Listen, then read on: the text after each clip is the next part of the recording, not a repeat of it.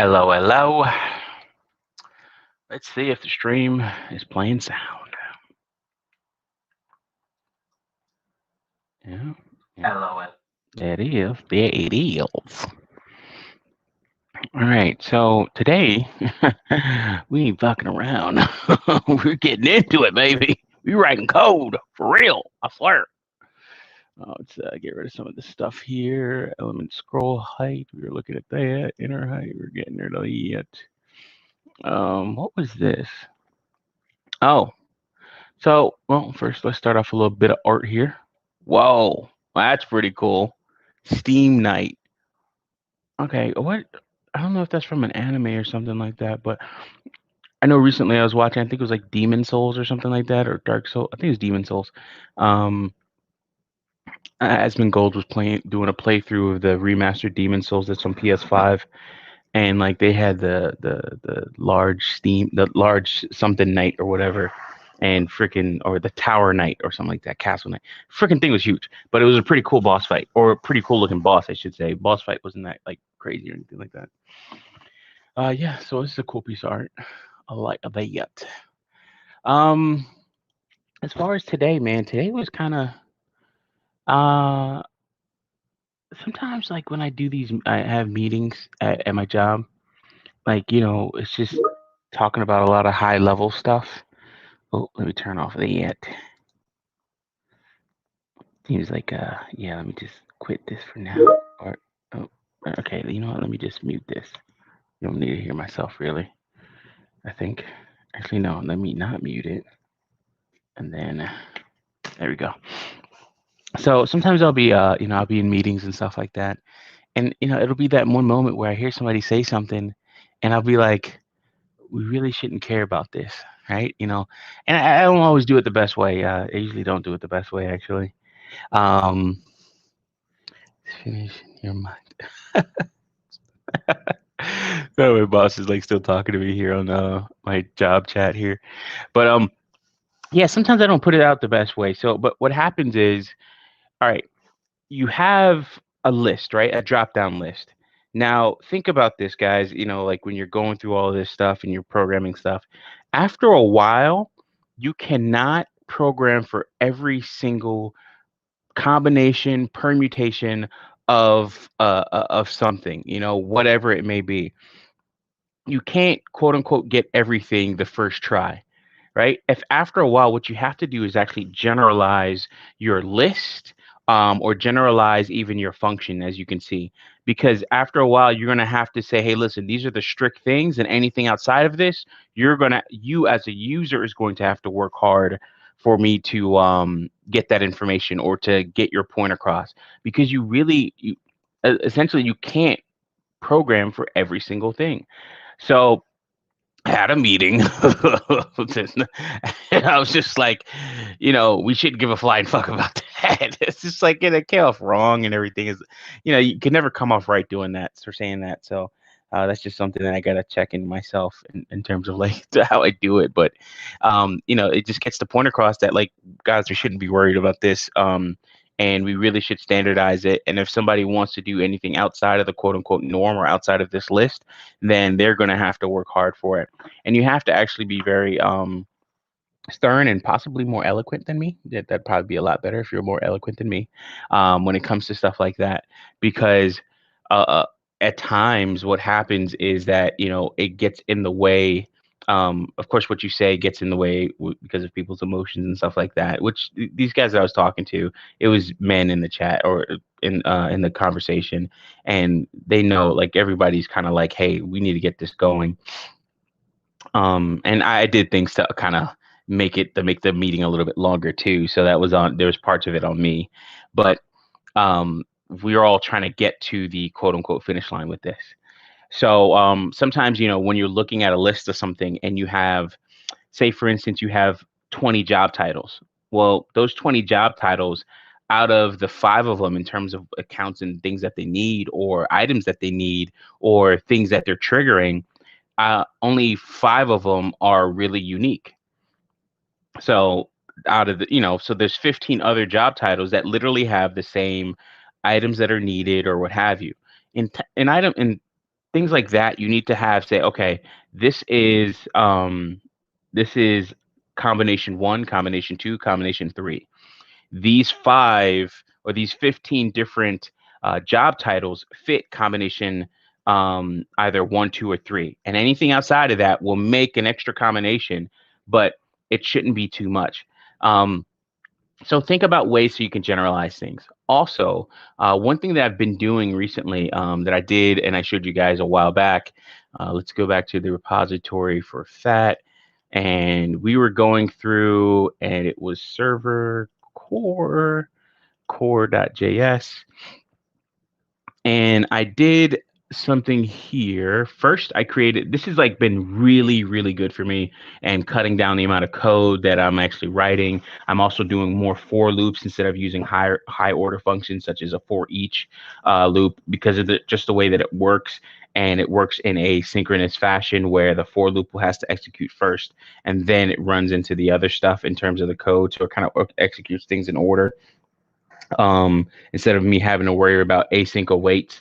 Now, async awaits make sense, total sense, and still are totally necessary in certain areas. But when you're doing a simple function, iterating through an array or something like that, you don't have to do too many special things to make sure everything runs before it returns a value.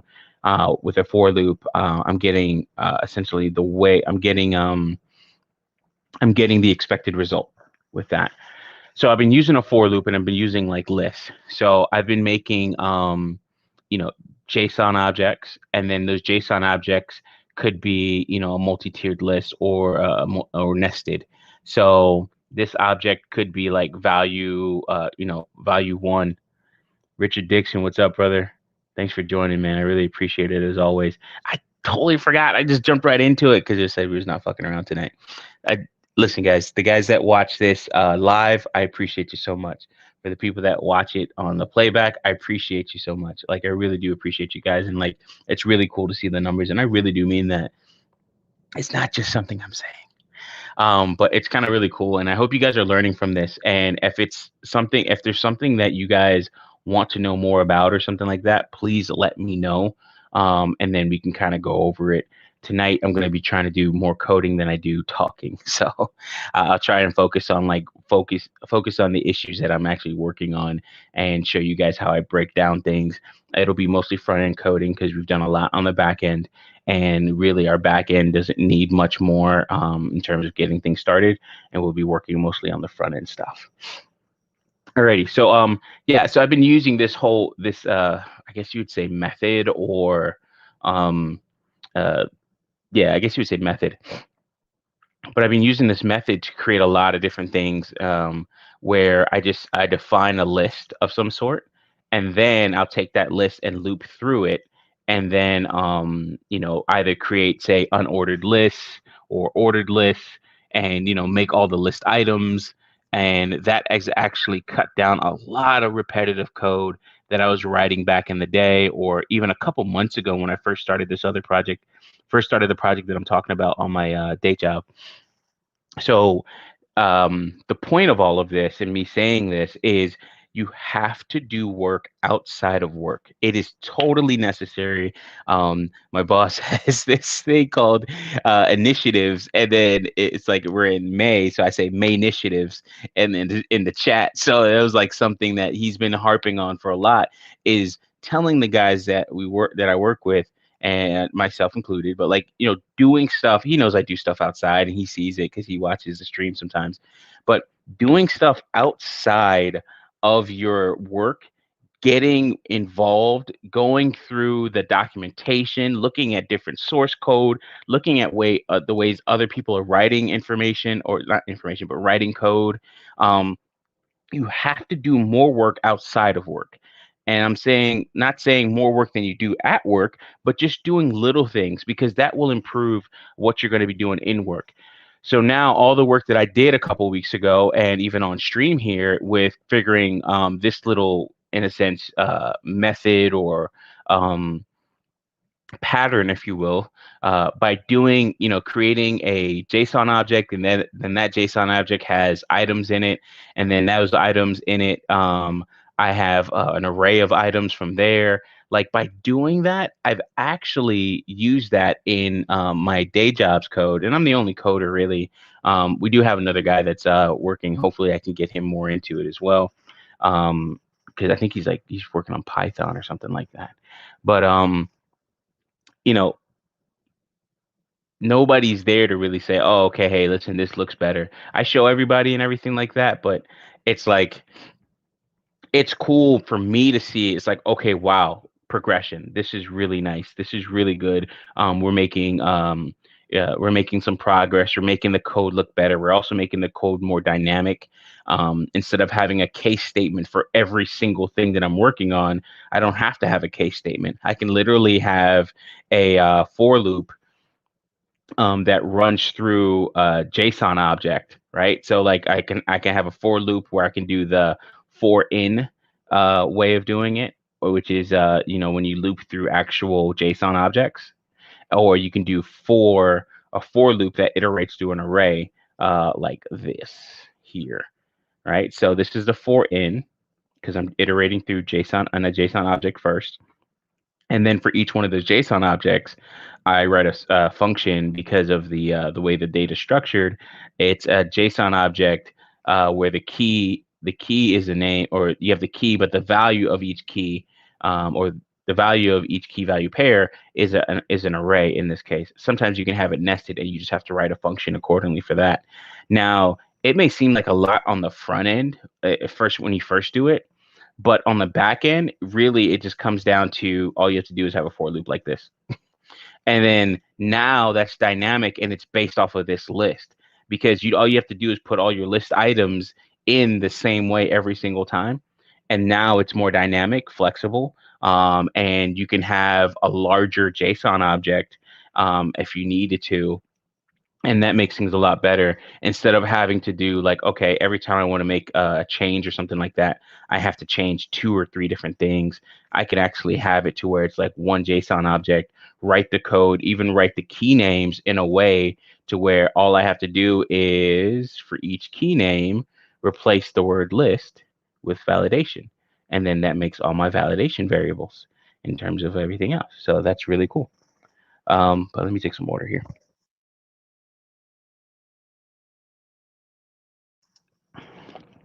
All right.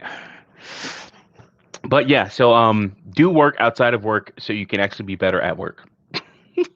I hope that works. All right. So we were testing a couple things. I was testing like, a function to maximize this div and then get the measurement of that maximized div or that card. But we'll work on that. We'll table that for now. And what we'll work on is the forms. So the biggest thing when I'm actually writing code is pushing, like, how do I get data into the system, right? Once I get data into the system, then I could start looking at visualizing all of that data, putting it in graphs and everything else like that. So I'll focus on the backend API to accept that information. And then on the front end, I'll work on the forms and the front end code pages, etc., that actually put in that information. So I think I showed you guys where I reorganized this overview page a little bit. So essentially, I have my different cards up here. I wanted to see more in terms of my asset allocation and history. I'll probably have a special dashboard page that maybe cycles through all of these, but this is kind of how I want all these different things to look. I am using the AM Charts 4 library. AM Charts 4 is really nice. And it does a lot. It does a lot more than your simple line graphs. You can smooth things out, have different point, what's it called? You can do things like even where it hovers and shows the values, I can change that. I can change the CSS on the back end and put my own custom CSS and colors, and I can do a lot. So AM Charts 4 is different than AM Charts 3, but it offers a little bit more options and exposes more, and it makes it more customizable. But yeah, I changed this to where in terms of this layout. So let's go to our form, and what we're going to focus on is data input. And I will be getting rid of some elements on this. So let's see here.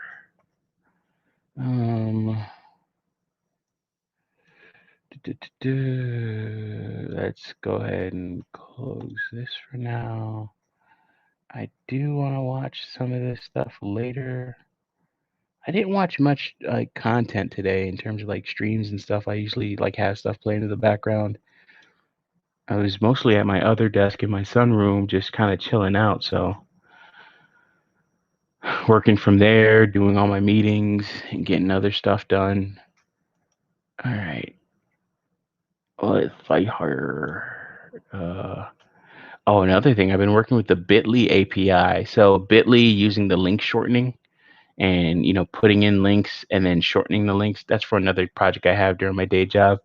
Um, and that's actually been pretty cool. And working with that API, maybe we'll do something like that with all of the stuff that we're working on here.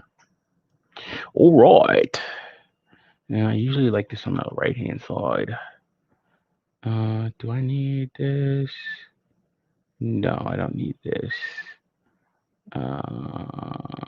There we go. All right.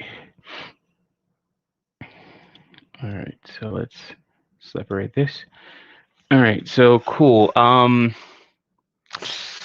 are we gonna do this? What are we looking at here? So I have a lot of JavaScript that's running, and it's running on the wrong page.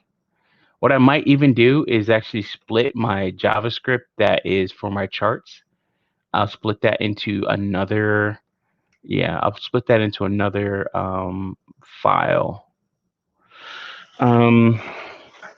So what I often like to do is if I have a ton of, okay, let's actually increase the screen size. I think I've been bad with that for the last couple of streams.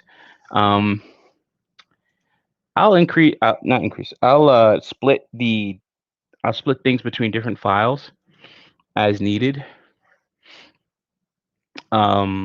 Just to cut down on loading times, because I'm not going to have, if you look at this page, there's some things that the main page does or has, and then some things that it just doesn't. So let's actually start working on splitting things up. So we'll do server view public JS, and then we will CP. Let's go ahead and exit out of this. So we're going to CP fat JS, and we're going to do that to fat dash login. Yeah, we'll just do it to fat that login JS because that's mainly for our login. Let's actually do it for accounts. Yeah, accounts. No, we'll do it for user dash accounts. Kind of thinking ahead with these names. So we'll do that, and we'll do another one for overview. All right. And what we'll do now, now that I'm doing it like this, let's do the login. So let's make sure that the login page only runs this login script when it's called, right? So, or the user accounts information or the user accounts code. All right. So, all right, how do I do this again? I need,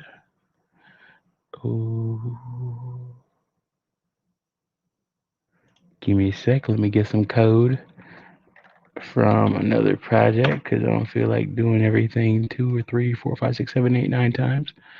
All right, so source. And right, so then we did it based off a path name.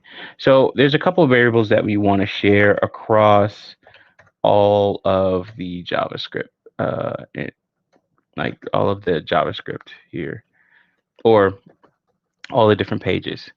One is the path name and the base path. And and we probably want to do something like that too. We probably want to get some of this other stuff. User.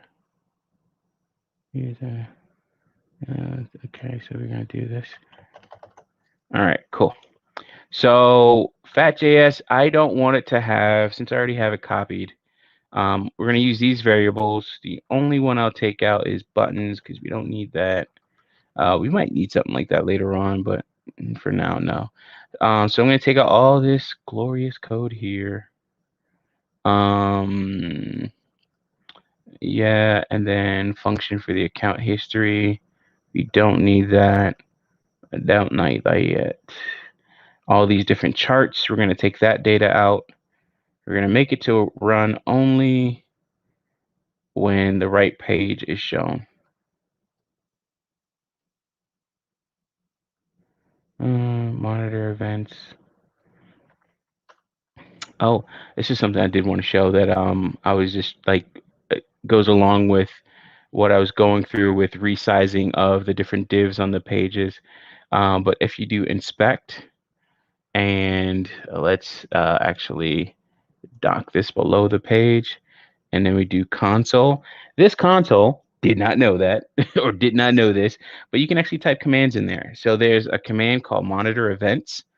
There's also a really good video on Free Code Camp.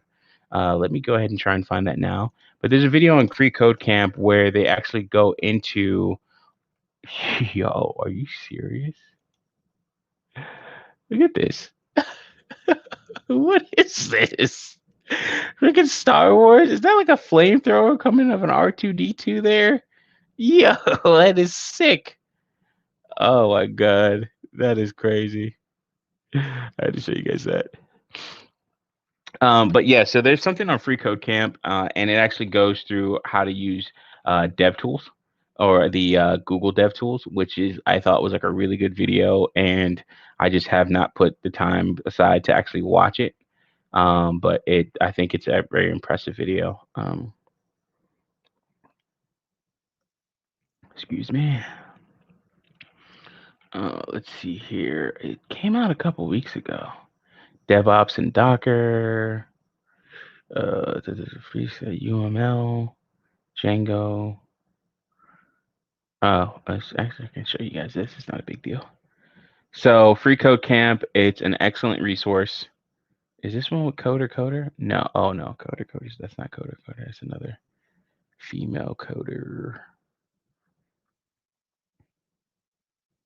A lot of smart people using this stuff or on this channel, giving up data, game, information for free, like way better than me, which shouldn't be. Oh, there we go. Chrome DevTools. All right, cool. Let me just get this link for you guys. Copy. And that'll be in the chat. But definitely go and check out that video. And it'll probably, it's our hour and 14 minutes. I probably would play that a little bit, like 1.5 speed or something like that, just to get through it. But what's cool is you could do monitor events, and you see this reference error, AM4 core is not defined. We don't want this on that page anyway, so we don't want to load unnecessary JavaScript. So if you do this with like no, what's it called? You can actually select certain divs if you wanted to, and if you do it with like no inputs or anything like that, I think you just go like this. Oh, okay, so types. Okay, yeah, there we go. So the document.body, right? So right now it's undefined. What? Oh my God. It's like crazy the amount of information that you can actually, and this is really cool because you can track a whole bunch of information about what your users are doing. So you can do mouse overs and all this other stuff. But as you're moving through this, you can actually, oh man, I didn't, hold on. That's not the right one. Document body. Yeah, it's document body. There we go. I don't know why it didn't work the first time, but you can see where my mouse pointer, like me moving it around and everything like that, it's giving me all that information. So that's kind of crazy. Could be a little bit on the overloading side, but once you're done, we can do unmonitor. Oh, I think I killed the page. Monitor events. Oh crap. I think I really killed this thing. Yeah. Yeah, I kind of killed it. Unmonitor of events document body. All right, cool. So that should take it off. But you can do that for even specific elements. So if you do this and then say select a certain element or something like that, um, div or anything like that, you can actually say this. You can click on it and then go to console, and then you'll see here in my history, if you do $0, press enter, we can see that, if I did whatever that div was, I don't remember what it was. Where is it? Off. It should be like this whole body actually. So all of this should be. Oh no, I unmonitor it. Monitor, come on. There we go. So this right here, I should be able to monitor it and do and show whatever. I think it's just crapping out on me, to be honest. And but that's probably not the best way to use it. But I'll put this article in. Richard Dixon says, "Yeah, I love Free Code Camp. Currently been using their Node.js, their Node tutorial. Yeah, man, they're a great resource for a lot of stuff. And um, back in the day, and I put that article of where I got all this from. And I haven't really totally gone through all this. I was just trying to find something really quick, and it was pretty cool what it did. But as you can see, it's not the best thing to do because it can crash a lot of stuff. So in fact, let me just refresh the page here. But yeah, with this you can do with that you can with that you could do a lot in terms of looking at what's going on your page, and in terms of Free Code Camp, they're a great resource. And then I also put in the article of showing you the proper way of, or at least a taste of monitoring events in your browser or in the DOM itself.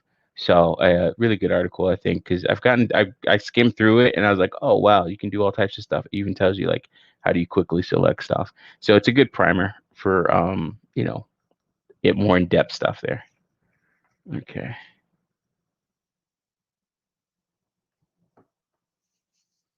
All right. So this login page, I only wanted to show when I am logging into something. So let's script projects, hide all invalid entries. Okay. And all right, cool. Take this bit of code here. So we got rid of everything. Fat.js shouldn't show anything, and a lot of stuff will not run in terms of like when we refresh this page. We're going to define an anonymous function, and in this anonymous function, an anonymous function is like pretty good when you're just saying, okay, I don't want to name this function. I don't need to name this function. I just want it to run as soon as it's executed. So you can do this if you want to do like an on click for an event, or sorry, an on click for an element or something like that. So in this case, you have to define like a create element, and we're going to create a script element. You can look up, all the other things that you can actually create. You can create different divs and on all types of other stuff as well, or different types of elements on your document object or your DOM. And from here, how are we going to do this? We're going to do this. Okay, so I'm going to key in on. And I'll define like one script, and then after that, if I need to do 2 or 3 more scripts, I'll just keep on adding this. But I always want to find one extra script. And when it comes to JavaScript, you're gonna run this stuff in order. In terms of like, you're usually gonna like execute this stuff in order. So it'll execute, and then you'll execute all your other stuff. So let's actually look at our layout, and per our layout, what we usually do is fat.js runs later. All right, so we run fat.js, or it runs after everything else, like it loads all our AM charts and stuff like that. What we may do is not load AM charts and have that load as another script tag, because I don't need AM charts for everything. So we might load that dynamically. Suite alerts, I usually like that on every page, so that's okay in terms of a library.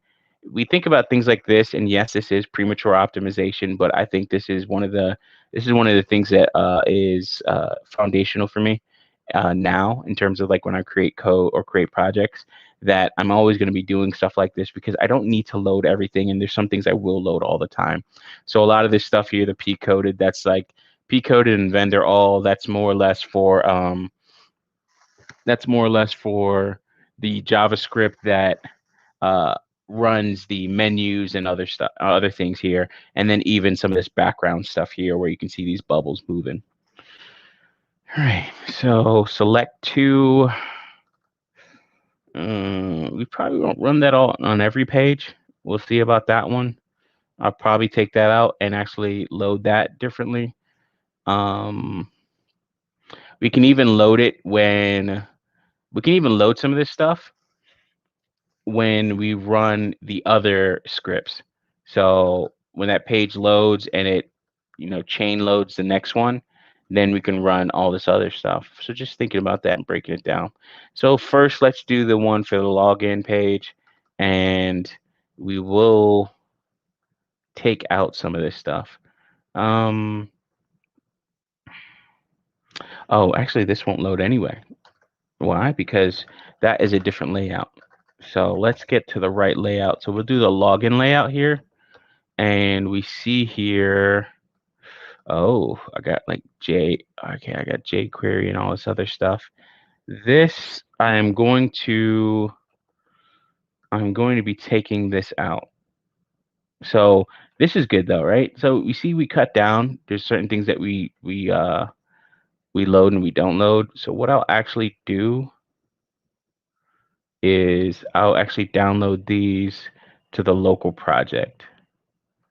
And I do that mainly just to ensure that I have everything no matter what, and then I can actually control some of what's going on with the project itself, ensuring that no code is, um, I can work on making sure that everything functions and doesn't, like you have those issues where things don't function mainly because of, oh man, yeah, things won't function because of the version of whatever. Something like this stuff gets updated for whatever reason, or especially if you're going to something where it says like / latest and it gives you the latest version of it, and then it starts breaking things. But I shouldn't have that problem with this, but I'm gonna do it anyway. Um, do O, and then I'm going to do jQuery.min. I'll keep the version.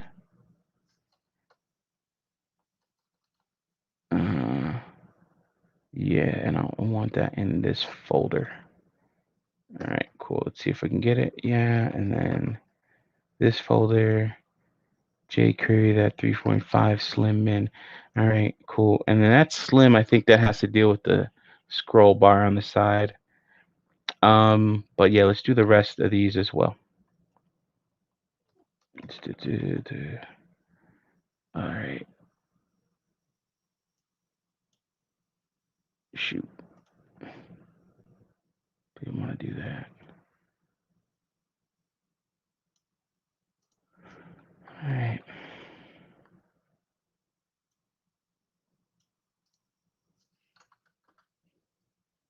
Good.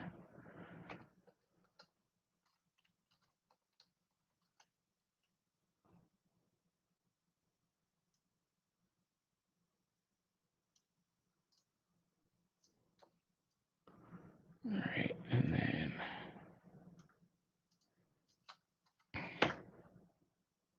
all right, cool. So now that all those things are in place, put a G in there. I don't need that, but that's okay. Cool. So now all those things are in place. I can just load them from the right directory. So it will be There it is. Under that code. Under that code. Jesus. There's a lot of more stuff in there. And we'll take out those integrity check strings.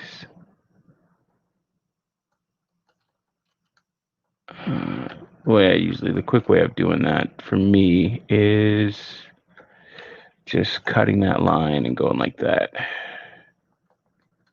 Boom, go to end of the line, cut the line and go there.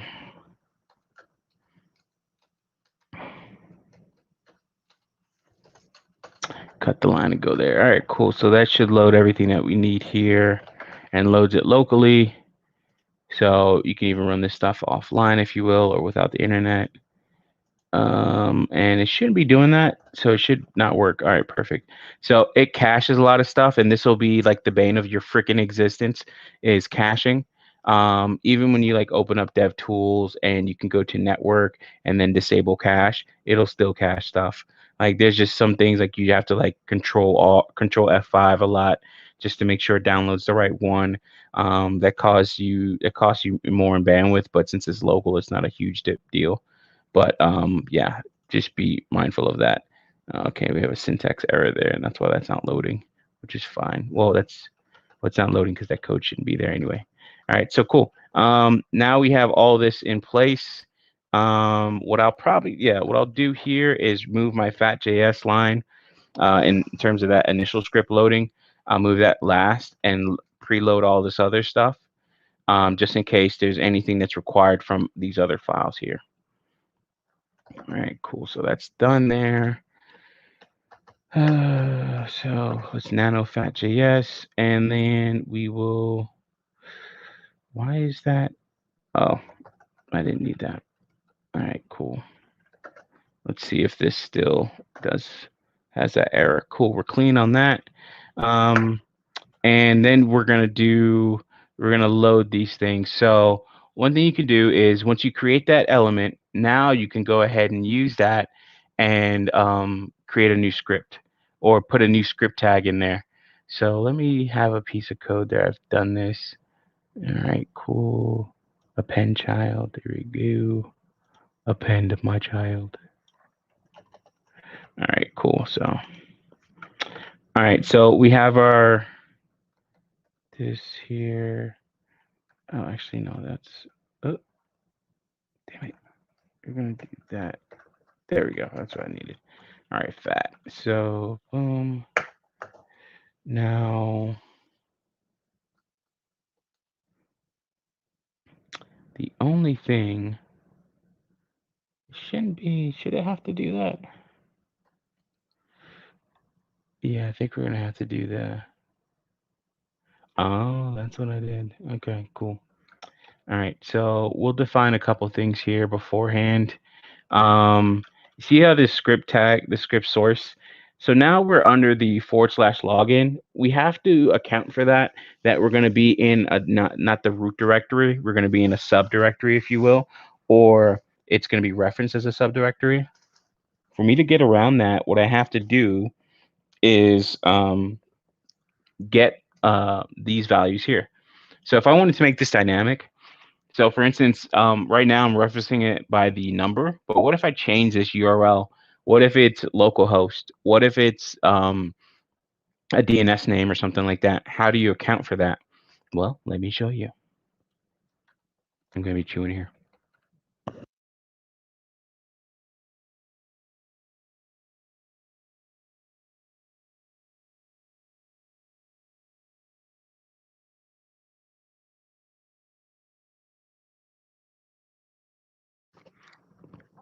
So you can get certain variables such as the protocol that's being used and the host name that's actually being used in terms of accessing the site.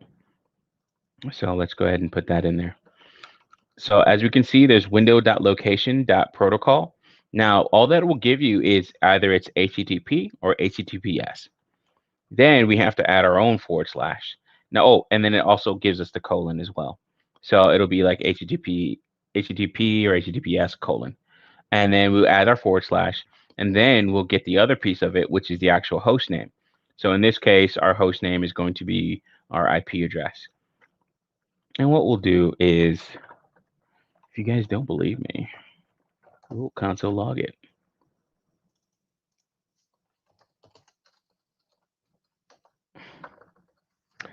Host name.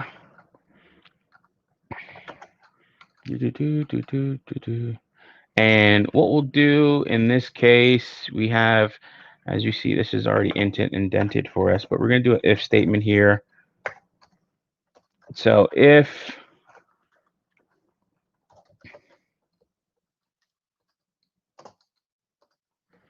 get rid of that space, and then we're going to say if, in this case, path name, and this will give us whether it's the root directory, which will be forward slash, or because it won't return like absolutely absolute nothing. So it will give us the forward slash, or it'll give us whatever the name of the array is. So we have these two different variables here. So actually, let's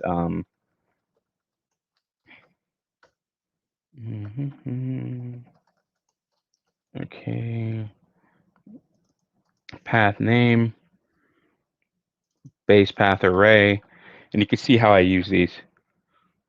Yeah, we don't need to be pretty on that. So if path name equals, and this will be a comparison, and we're just going to be comparing the string here. And in this case, it'll be login or forward slash login. All right.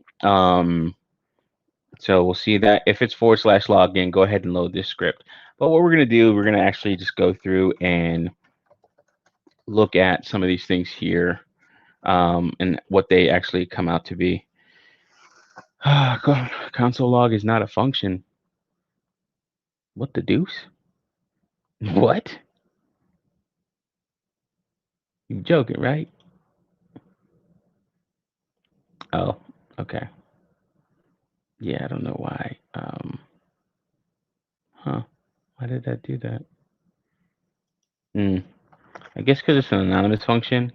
And I was like saying, oh yeah, we're not gonna be pretty here, but I guess I want to see if this is kind of like, I've never seen a real reason to actually load or to actually put in the semicolon because it gets interpreted so much.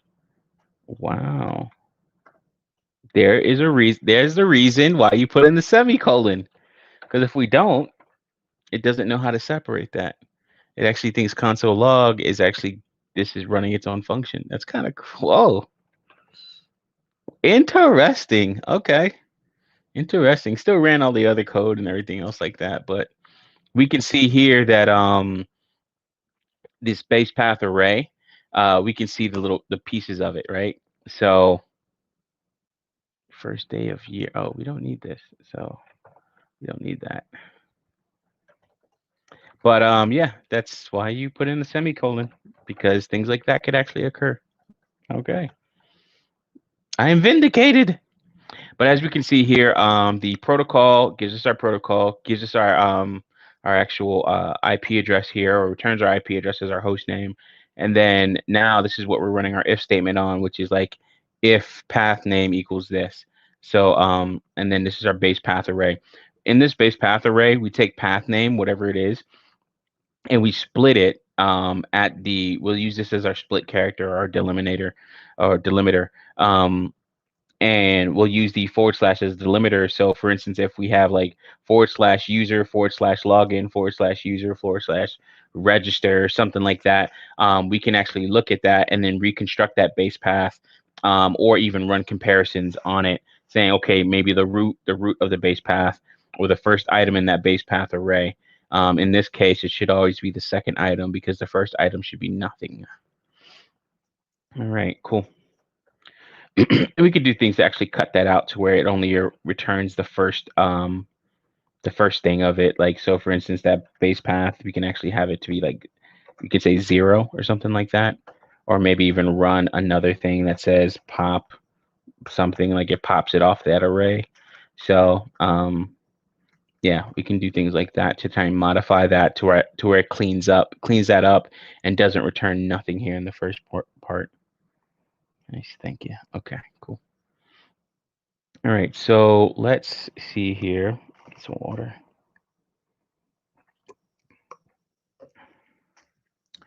All right, so we validated all this other stuff here. And all right, so now we have this. Now we want it to be where at the end of this, we should be loading another piece of JavaScript. So we can see this base path array. So if it equals login, what I want to do is I don't have a JavaScript that is so cd to public JS. I don't have a JavaScript that is named /login, right? So what I'll probably do is define a regular expression, right? Actually, that's what I'll do. I'll define a regular expression, and I'll use that regular expression for this match, because I'll have multiple pages, such as maybe like, or not maybe, but have my register page on this, my login page, things like that. So I'm going to, so actually we'll use that user pages, regular expression.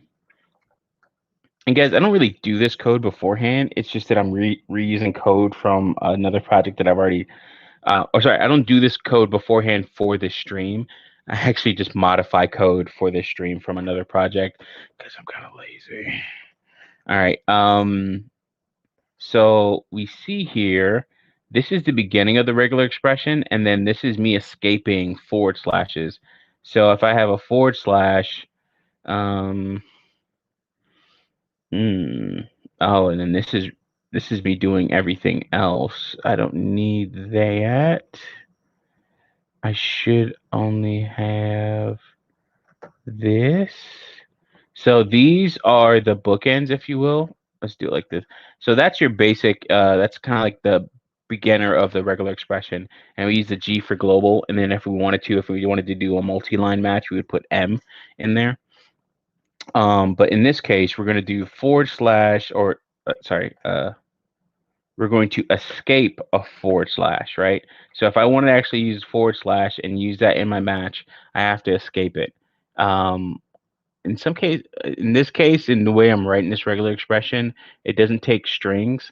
So this is how I would write those strings as opposed to like quoting them. So in this case, I'm going to be doing login and another one. So copy and paste that, or just copy this. Oh, I have to do it like that to separate them.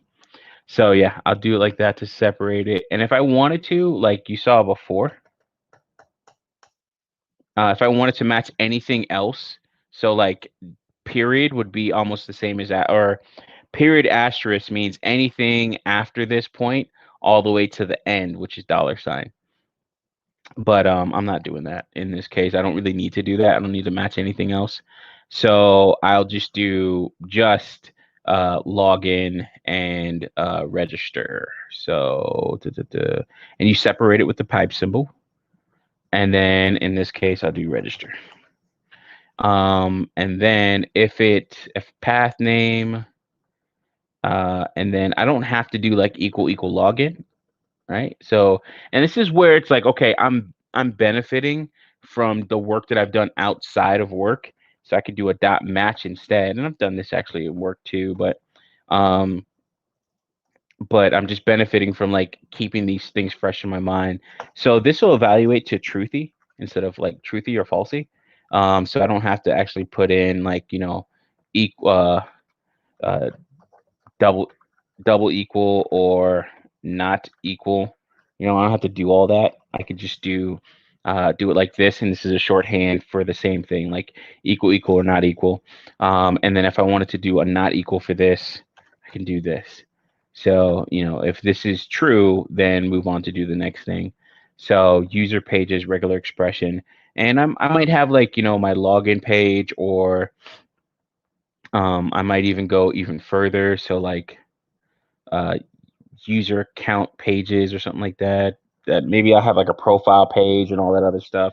But if I have that, I'll deal with the regular expression at that time. So we don't have to worry about that now. All right. So if I just do dot match, user page, regular expression, and then all right, cool. Window protocol script. So we'll append script. And in this case, as you can see that I don't have to put the let keyword in front of it or let var or const keyword in front of it because I've already defined it up here. If I wanted to define another one, I would essentially just copy this and copy this, put a let, and then just one, like, or actually I have to define it up here. So script one. And if I want to do it, yeah. And then that's how it would look if I just redo this every single time. So yeah, we auto indent is fine. We can keep that. All right, cool. I think, yeah, there we go. All right, so replays that. We replayed all that, those changes. So in this case, I'll do base path array. I'll take that out in this case because I don't need that. I'm going to have it match exactly a certain file. Sometimes I can actually be dynamic with it too. And being dynamic is good, but you have to like have like strict rules in terms of how you make your page or how you define your page names for your endpoints and stuff like that, just so everything can actually jive. So I'd have to make an endpoint that does that it says / login. Or an endpoint that says whatever, so that I can actually use the base path array variable properly here. But in this case, we're going to do we're going to make that static. All right, and we can do that. I mean, you can do it whatever the hell we want. All right, so we'll watch this, and we should get something extra, and we should actually get our image back. Actually, ooh. Before we do all that, let's modify that JS user account. Let's go ahead and modify this here so we can take out the stuff we don't need. So we don't need all this stuff for the accounts or for the charts. I'm just holding down Control K here and deleting all that stuff. All right, cool. So that should be good. And we do the usual Control F5 for this. And it's nice when you do things like this because you can actually rename every image. I've done this before where I've done like select document dot query selector all, and then iterated through the node list that it comes up with, which is you can iterate through that like an array, and then you can change every source tag or every source value in an image element to whatever, you could rewrite it. So that's a great way of rewriting without having like, especially if you're using a template engine of some sort, without having to do everything all over again. You can just rewrite the source element or the source attribute of an element, an image element. So that's really cool, and I've done that before, and that's awesome. So that you don't have to deal with like all these period / whatever. You can just do all that dynamically. So it's really kind of cool when you do stuff like that. And you can write it in such a way to where the last portion of it is always the same, which is the actual file name. And then you just change the first portion of it because you're only matching like, say, / public. Out of that, the only thing you really need to match is maybe the first / or you may just need to match this string here. And then from there, you change that string to this, so you can do all types of stuff with that. So really cool. All right, so let's stop the talking and let's get to it. Uh-oh, didn't work. So, what's nice about this is you can see that it's loading everything the way like based off of all the host names and everything else like that. So that's really cool. The only thing is it didn't do user. Oh, fat user accounts. Okay. And that's just because the name right there, so it didn't load it, so it shouldn't exist. So we should have the error of where that JavaScript doesn't exist there. All right, but boom, and it loads everything. Now I don't totally like this. I mean, I like what it's doing, but I don't like the fact, I don't like the way like it's just different from here. I can default that to, / whatever, and I don't have to do all this Windows stuff or whatever like that. But I think it's okay. I don't think it's not a big deal or anything like that, and it's not gonna cause many issues. It's still a GET request, if you will. Or I'm not even sure how that's really handled, but I guess it's still a GET request for that file. But yeah, so we can see how that all works, and it loads. Every time it loads, it does what it's supposed to do, and it should cache all that when we're not using the dev tool, so it should cache everything. And even for the register page, I should get the same result. And you can see that we're getting the same result for the register page because of the regular expression that we're using. So / registers in there, so that works. All right, so we got that out the way. Now with that, we can do the same for the overview page. So this is in fat. So what we'll do is we'll just copy and paste that. And I'm not going to use an else because I don't want to chain these. I don't think I need to chain these. But for instance, we'll do user page, regular expression. I'm not going to use a regular expression on this one. And instead of dot match, I'll just do a straight up comparison. So / overview.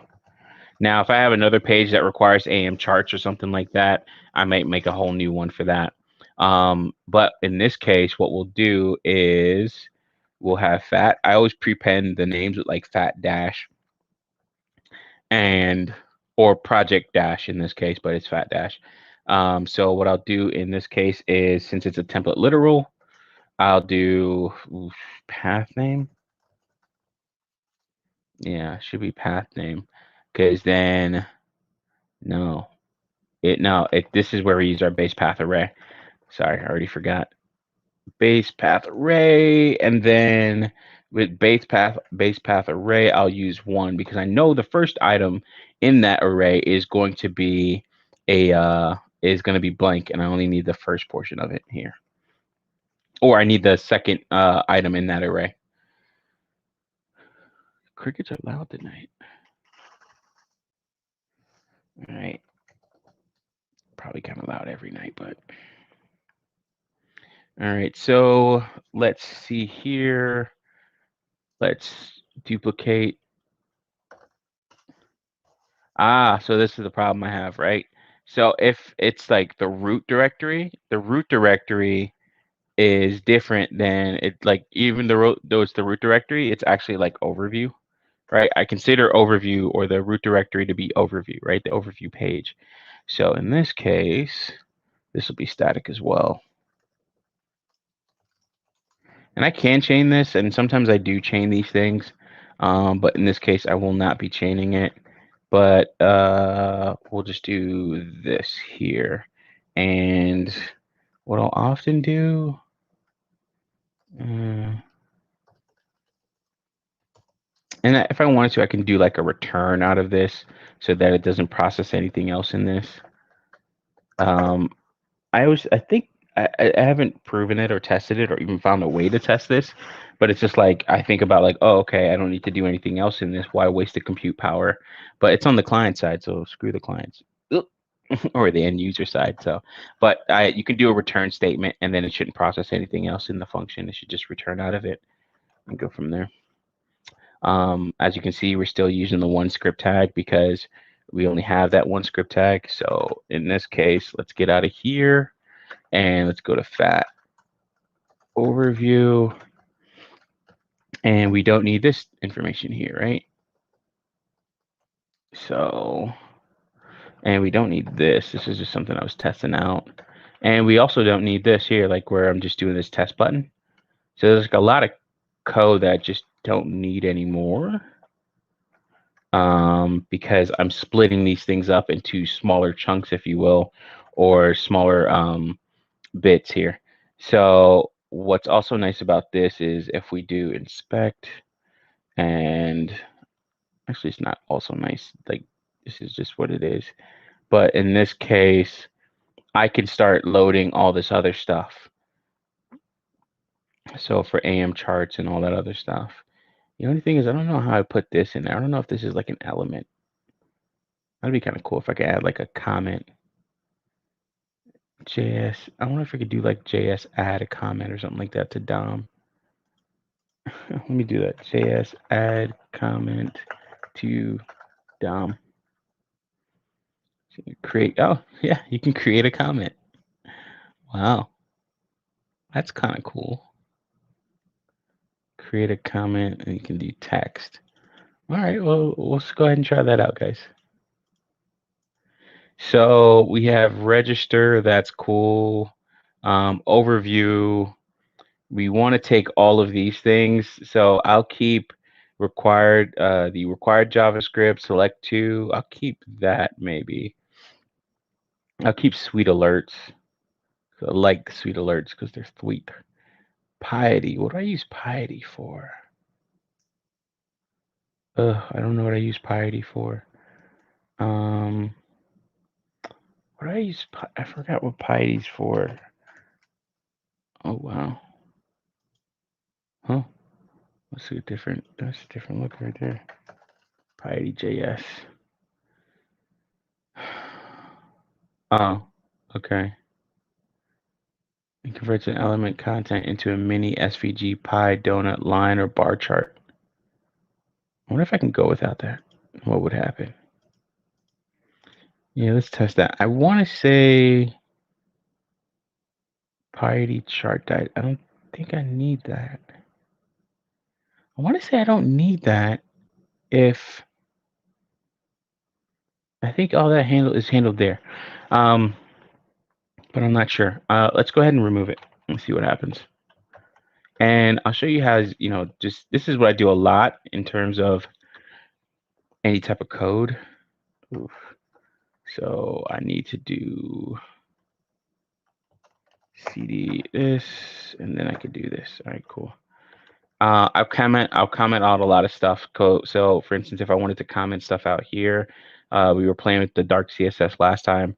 So if I wanted to comment out something, I can do this. So I'll just comment out piety. And I can comment that out. You can comment, like, this is a regular HTML comment here, but since I'm using my template engine handlebars, this is how I can do comments. And what's nice about handlebars is with this HTML comment, I have to do that on every single line. Imagine if it's like a couple hundred or even just 5-10 lines. It's freaking annoying. But with this comment, I can actually do multi-line comments. So I can actually comment out chunks of HTML or any type of code or anything like that. So that's one thing that's nice about using a template engine of any sort. You have options like that where you can do more robust things. And that's nice when you're like really editing something, you're working with people, instead of editing and saving, or sorry, removing, deleting lines, and then saving it, and then possibly closing out of that file, you have no backup of what you did, and you have no way of getting that information. Like, for instance, you didn't update your, you didn't push changes to the repo for a while or what have you, blah, blah, blah, blah, blah, any other reason, right? You can do something like this where you can just comment out those areas, those sections, and then save it. And then if you close out of the file, no big deal. You can just go back in and change it back or revert it. So, all right, cool. So we're doing this.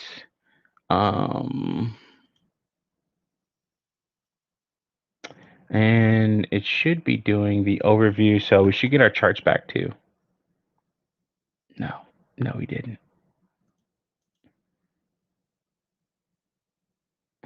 Chrome set features, vendor all, unexpected token. All right, so, oh, okay, cool. That's why that didn't load. All right, so we have an extra thing here, an extra parentheses is the word I'm looking for. So now we should get our charts back, maybe. Yeah. Okay. Cool. So we got our charts back. Let's see if our pie chart still shows up. Let's see our console log. Yeah, I don't think I need piety for anything. We'll take it out for now, out of our layout. But I think piety is probably for something else, or maybe something I was testing. Uh, maybe there's another element that needs it. Yeah, no, that doesn't need it.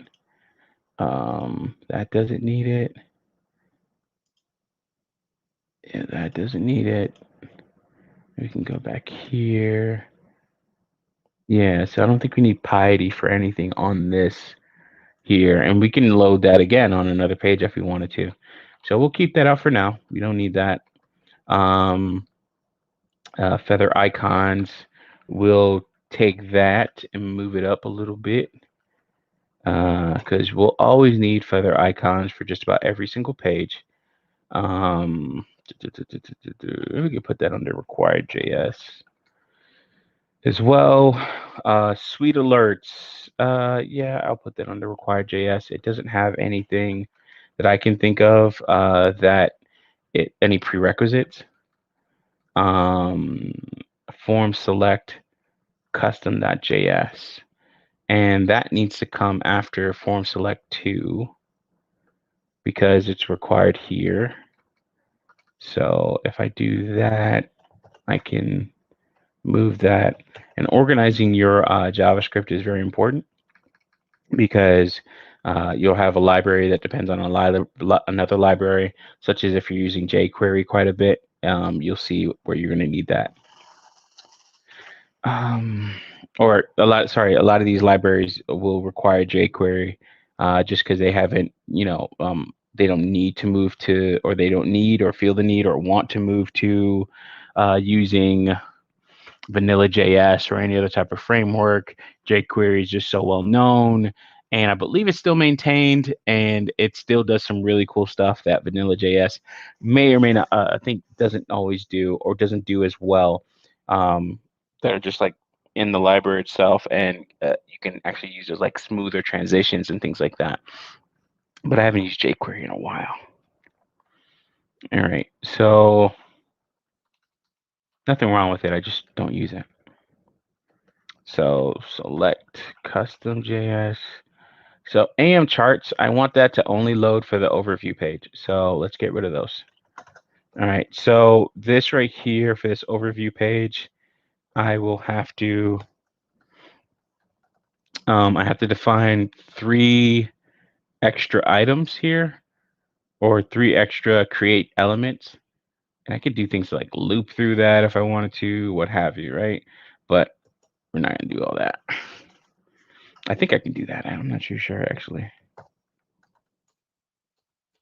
3, yeah, so 4 and then 4. And I'll just do 1, 2, 3. Right, and then same thing here. And I mean, this, you can see how this just gets kind of long in the tooth here. This would be where you can actually do things like, just increment it as necessary. Or sorry, not increment, but like loop through an array to do all these same things. In fact, you want to do that? Yeah, you want to see how that's done? Because I want to see how it's done. Okay, let's do it. All right, so let JS list equal an array, and that array will be this, and we'll just copy that 3 times because we only need it 3 times, and we will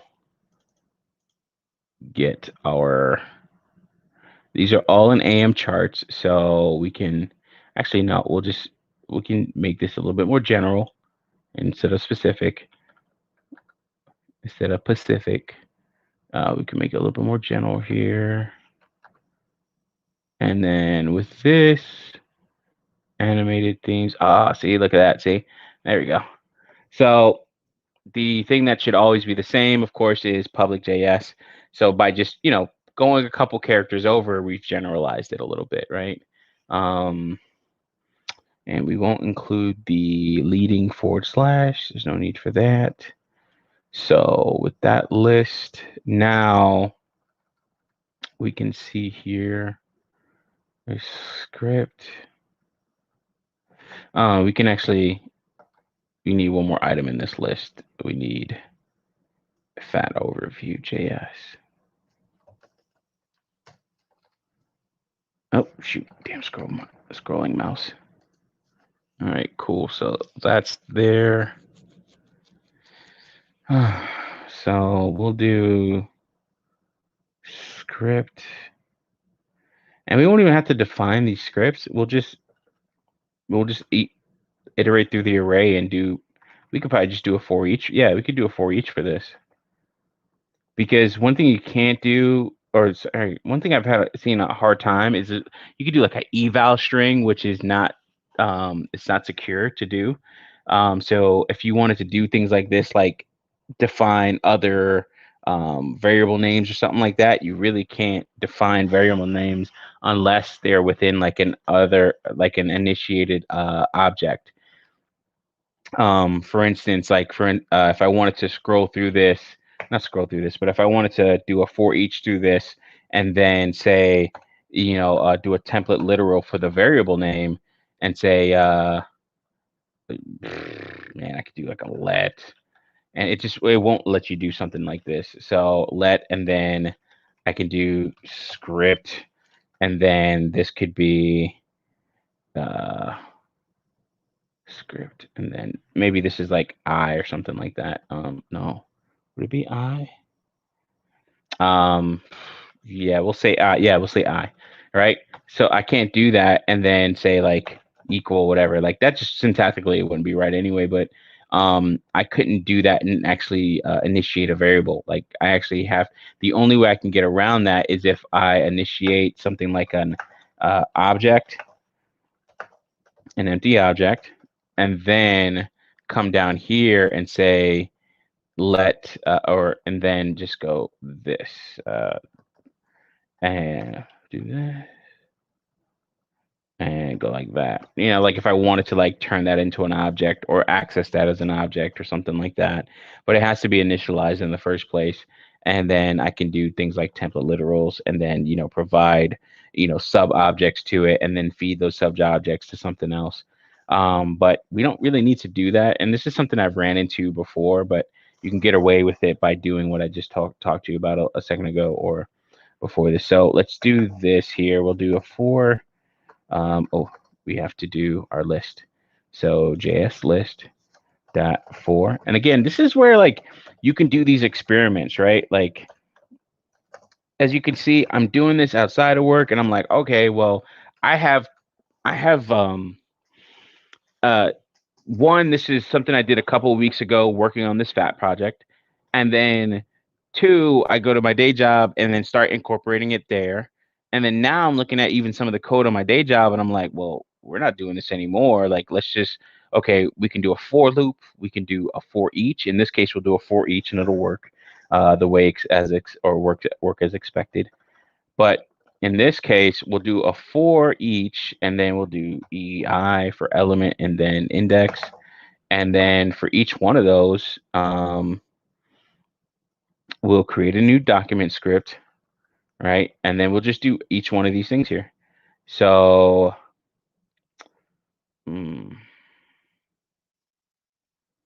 yeah, we can actually do a let. And per scoping, I could just do let over and over again. And then do this. Script source and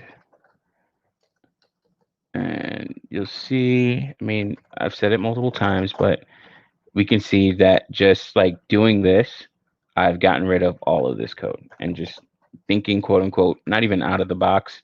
What the fudge? What did I just do? Not even thinking out of the box, just thinking, upgrading my thinking, upgrading my mindset when it comes to this type of stuff. Now I don't have to repeat through all of these things. I just define a list. And once I define that list, I iterate through that list. And then I can expand on that, right? So like I can do that down here. So for instance, I can, well, let's make sure it works first, but this should work. So let script and then document.create element script. And then the script source will be this. And then I'll do, then I'll append that script to the body, right? And then it'll append each one of these. Now, one thing we have to worry about, is order. All right, yeah, like we can't have fat-overview.js first. We'll have am charts first because we need those libraries depend or the commands in fat.js or fat-overview.js. They depend on am charts, and with an array, it will iter through it'll iter through it. It'll iter through it. It'll iterate through it in order. All right, so let's do that. Why is that overview? Oh, and then we got to change this as well. So we're going through it on a regular basis. So for each element, the element is the name, and this is kind of where we start to apply that. So we'll do E. So that'll be just that element itself. Right? So we can see the protocol, public JS, and then E. And then the E will be the value of whatever whatever item is at that point in the array. So in this case, it's a string, and then that we place that string here. Right? Boom. So that should work. And we're going to copy this earlier, right? Let's see, this is why we test first. We test and then repeat. Yeah, loaded it. All right. Now let's look at our elements. Yeah, you can see fat.js, and then we can see all the other stuff gets loaded after fat.js. And then we have our custom too, though. We don't. Oh, so here, and we should have AM charts. Okay, so now we can take all these things out because now we know it works. And I think I can, yeah, should be able to save this now, and everything should run in the order as expected.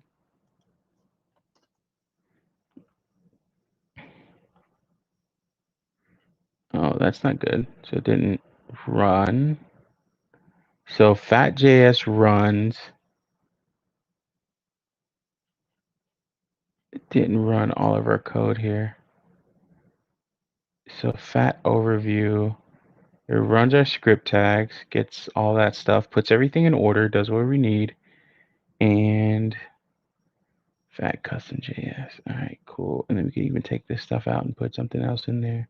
And we could do if statements to say, okay, if it's like, AM charts or AM charts is included in the string, then put this above it or something like that. And we could put it above it once. All right, so why is this not working?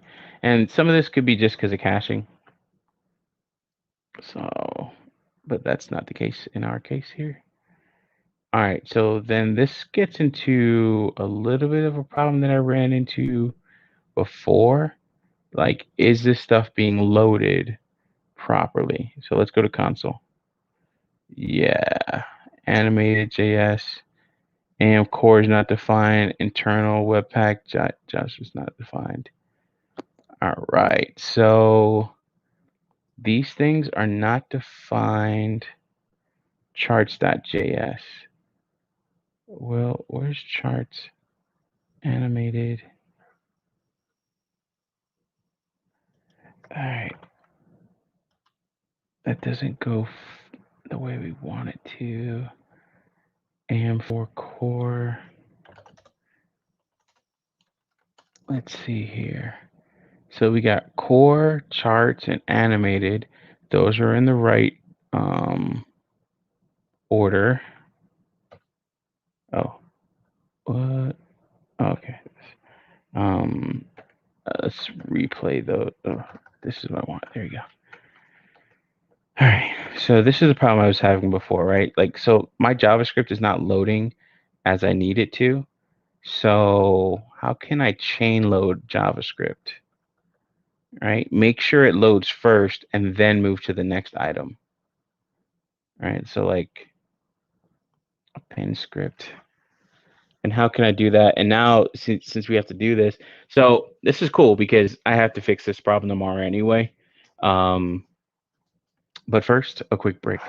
Let me just want to chew on something here, so I don't want to be rude. But let me do that and let me think about it, and then we'll go through my thoughts together here.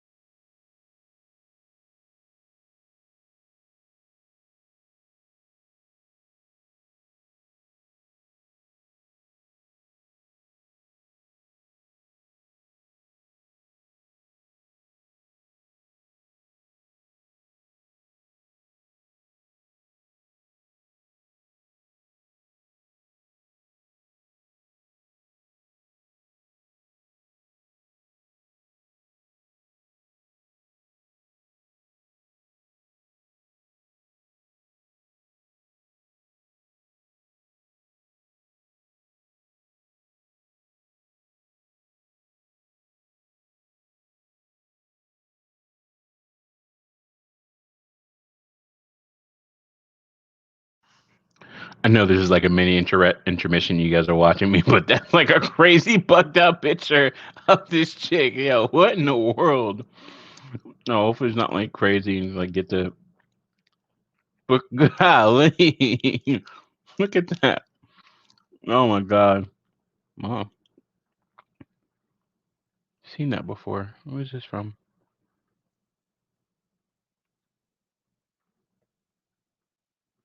I wonder like what video or movie was that from?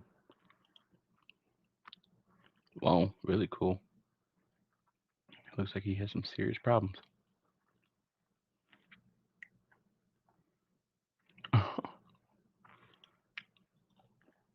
Wow, this is crazy. This shit with his bugged out eyes. All right, continuing the research, guys. I'm still chewing on something here, and I'm just like looking around. So, um, bear with me and like me not talking, but you'll see activity on the screen though, at least.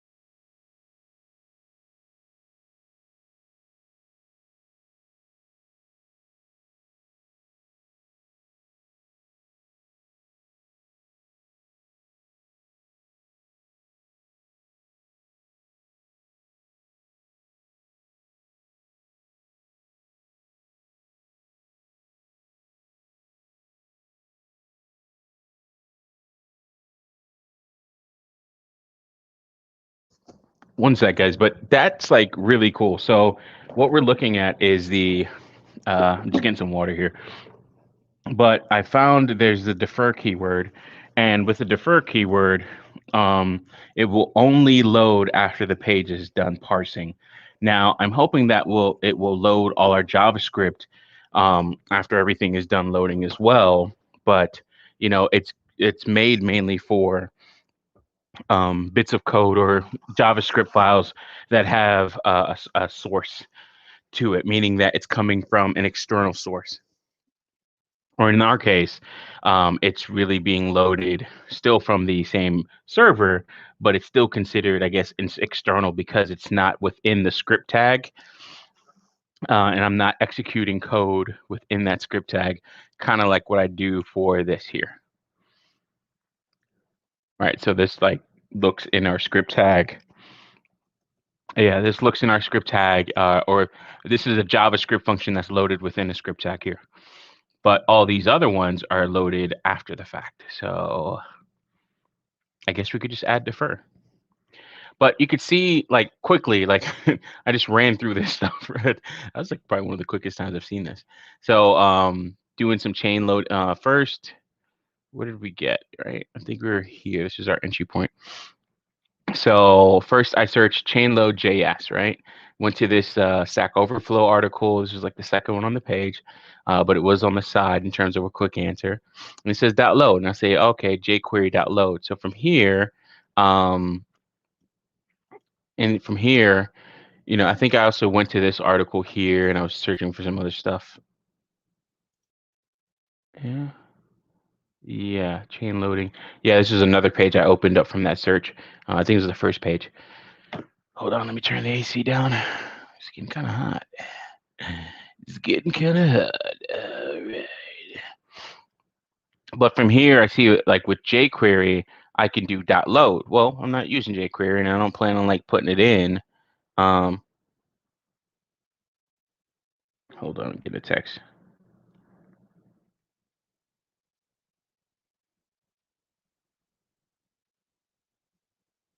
Good for landing.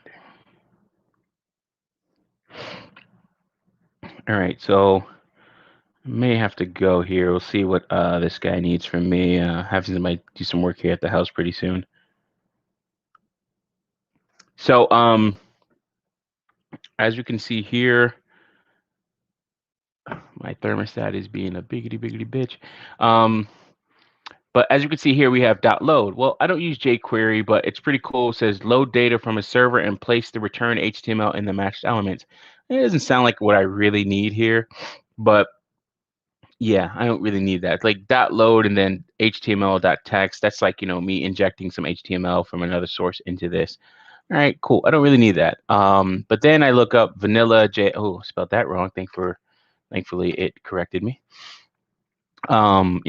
Do a load for vanilla.js. All right, cool. I look at this and I see an article here, and then I can see like event listeners and stuff like that. What I can actually do with the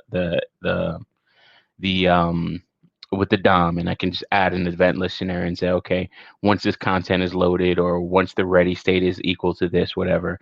I don't really get too much into event listeners. I get into like functions that use them and abstract them away, but it is definitely something that we will be exploring, and one thing that we probably will need in terms of dealing with this overview page and the resizing of a div. So we'll have to deal with that. All right, so cool. We got that, right? Like, boom. I'm thinking, I was like, okay, well, this, how can I do loading JS in order? So this is a whole nother search. And I'm like, okay, well, how can I load JS in order? And then I get to this here and this Stack Overflow article, and it says, if you are dynamically loading JavaScript or marking them as defer or async, then scripts are loaded in the order encountered in the page. It doesn't matter whether it's an external or inline script, so like all the code within the script tag. Sorry, they are executed in order. They are encountered in the page. Inline scripts that come after. Great, lower that. Inline scripts that come after. Sorry, I can't do two things at once. where is this? Inline scripts. They are executed in order. Any scripts regardless. Uh, Async scripts, regardless of how they are specified as async, load and run in an unpredictable behavior. The browser loads them in parallel, and it is free to run them in whatever order it wants. We don't want that. So in our case, we want to do a defer. So I'm looking up these keywords, and I'm like, okay, well, how do I get defer? Like, what is that about? So JS defer keyword. Excuse me. And you have to understand, some of these things are actually what they're known as keywords. You have the let, var, const, keyword. Those are keywords. The new keyword for constructors. What else? Oof, let, var, no. There's a couple of require keyword for backend Node.js. There's some keywords you just can't use for like variable names unless you precede them with something else, or delete keyword. So if you want to delete an item from an object or a JSON object, if you want to delete an actual item or a sub key. So you have keywords. Hold on. So yeah, once we have the keywords, then I know that I can go here and it's like, all right, cool. Let's look at W3 schools, and it starts giving me like the syntax and how all that's run. A script will not run until after the page is loaded. So now I don't think this will totally work for me, but we'll test it, right? Because see if it'll like run the way we want it to. And this would be a great and simple, using the default DOM APIs or browser APIs and stuff like that, because your browser does have an API that you're using, but using the browser API and then saying, okay, I do defer, and then it loads after the page loads. Now, I would assume a page is different than JavaScript, right? That's why I'm saying I'm kind of like iffy or finicky about this. Like, okay, will it work? Will it not? So we'll see. So we'll do defer, right? Let's bring this back up here. And as we say her, we'll do fat, we'll run fat, but then we'll add our script tag. Ooh, how can we add a script tag and add defer? So append child, create element, source. I wonder if we could just do, I don't know if we can add the defer keyword like this. Hold on.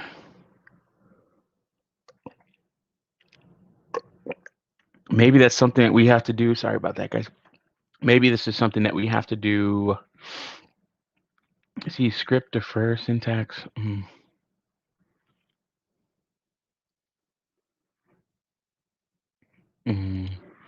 Um, but okay, that's just scary. But it looks like somebody from what's it called? The man, what is that? Oh man, the Gorillas band. For things like Murdoch or something like that. All right, so I don't know if this will work, but screw it. Let's just run it, right? We have the defer keyword in there. That doesn't look right, but we're doing it anyway. Defer. We're gonna run that and then Control F5. Right, because it thinks it's the part of the name. All right, that's what it's not exactly what I thought, but I didn't think it would work either. So I was right, even though I wanted to be wrong. So let me do document create element. And maybe we can actually set an attribute. We should be able to set attributes to this. In fact, let's look at the attributes, or look at,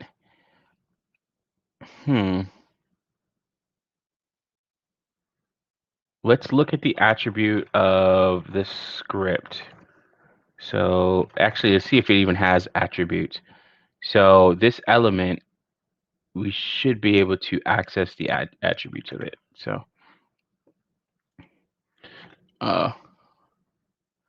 animated, okay, scripts, and then does it have attributes? Let's look that up. So attributes. Now, if you wanted to access the attributes of a,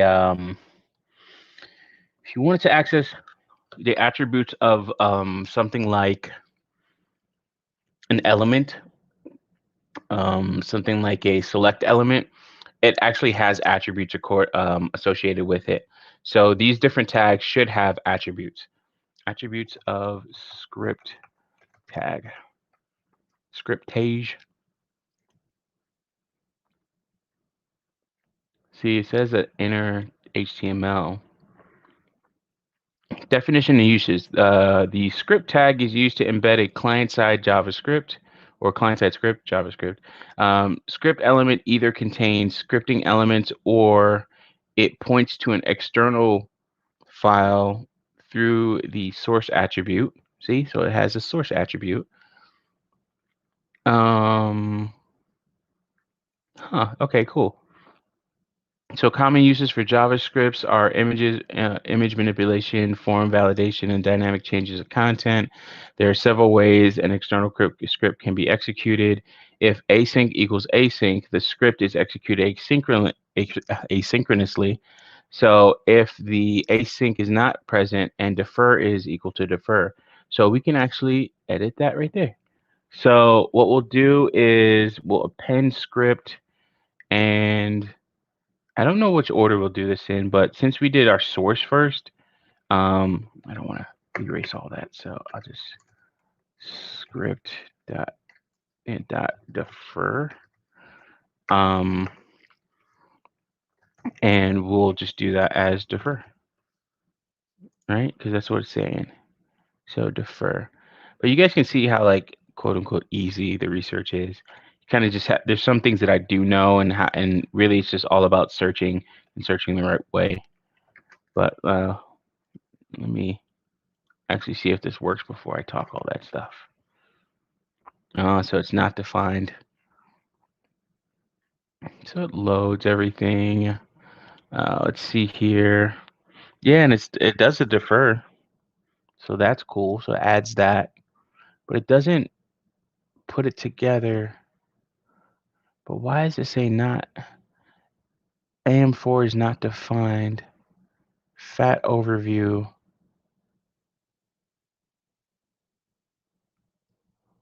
Hmm.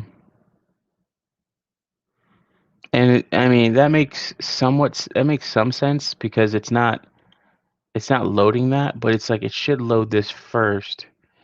Yeah. So it's still not what we need. So it defers, and as it says it loads it after the page loads, but this is not loading it in order. Okay. Neither async, the script is affectionately executed immediately before the browser continues parsing the page. You can also look at no script element uses save a script in the browser. Why the browser doesn't support client-side scripting. We'll learn more JavaScript, JavaScript tutorial. All right, so this is the script element. I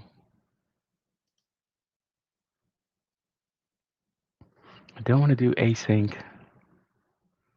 Maybe we can add like an event listener. We were just talking about this, like event listener. So maybe we can have the ready state.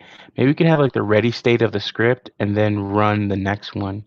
Because if we're in like a for loop or something like that, we'll probably change our for each to a for loop. Another reason to use a for loop. But we can do document add event listener. Yeah. We can look at the state changes. All right, cool. Let's add an event listener. And all right, so what we're going to do here is say we have, all right, let me chew and then let me think about this, how we're going to do this.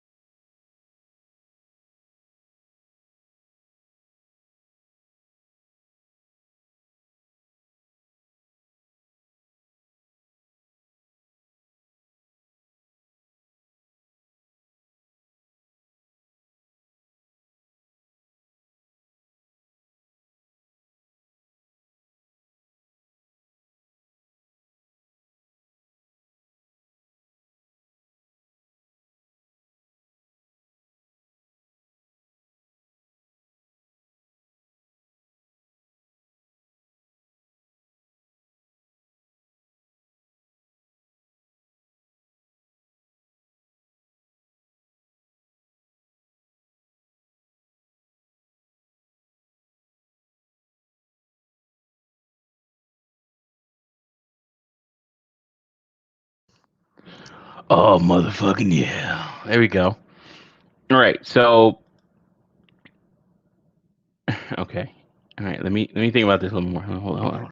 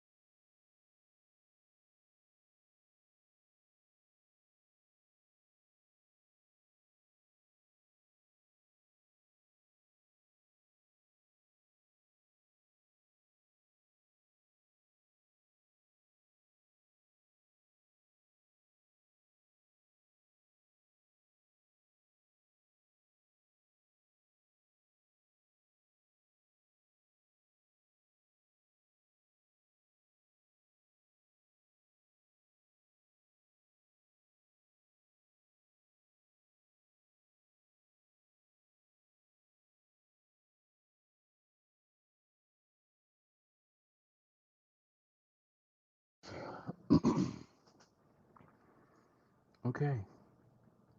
So I'm running through this and I'm thinking about it. Needed a quiet time to chew and be respectful to you all. But then also just to like think about it and like talk it through to myself, or yeah, talk it through with myself. The rubber ducky method, as I've said in other streams before. If you look up a YouTuber called Coder, she has a cool video on the rubber ducky method. We obviously had an error here, but that's just because we were using a for each instead of a for loop, and we have a different um, item to increment, or a different way of incrementing through an or iterating through an array and how the values are changed. So instead of e, it's actually the actual the array, and then uh, square brackets I. So that'll reference that point in the that'll reference that item in the array, as opposed to for each where we just use an e, and then we use the I for the index. So I'm not doing that here. In this case, I have my event listener and I'm waiting for load. So now I want to see how this works with load. All right, so here, event is trusted, type load, target script. So we're getting some information here. We get some data. So we can see here that when it runs, is trusted, type load, target script, current target script. Okay. Type load. Now I want to say is trusted. I'm trying to look for something I can compare it to, like, well, it does it 4 times. So we have that. And then these are each time it runs here. So load. The reason why it says is trusted, so okay. And this is just the event, but I'm expecting it to show multiple times that it ran. So it only shows that it ran once. So there's a way that I have an idea of what this will do. So bear with me. That's cool. It has a timestamp. I'm just kind of dissecting this and trying to think about what I want to do next with this, but it's cool that it actually has a timestamp here. You could see everything, or you could see that type of information. Target null, type load. It's the same thing here. Event phase, event phase. What is that? Event phase 0. So then I do have event phase 0. So where's event phase? Why does it say 2?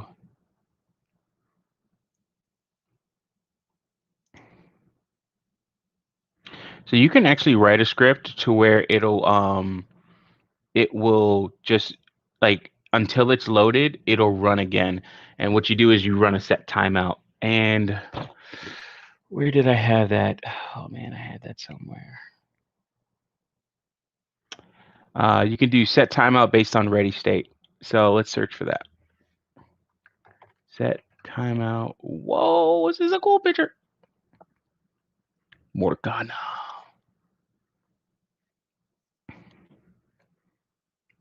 I think this guy's pulling up to the house here.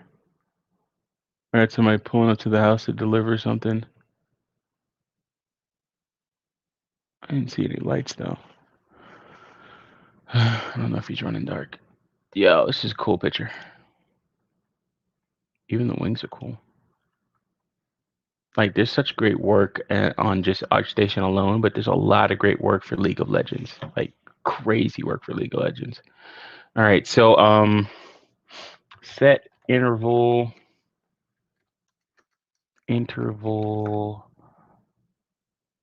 ready state. I've seen this before, and it's pretty cool how they do it.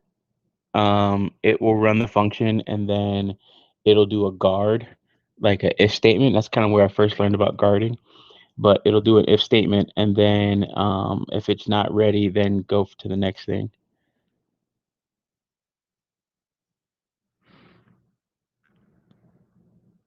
console log.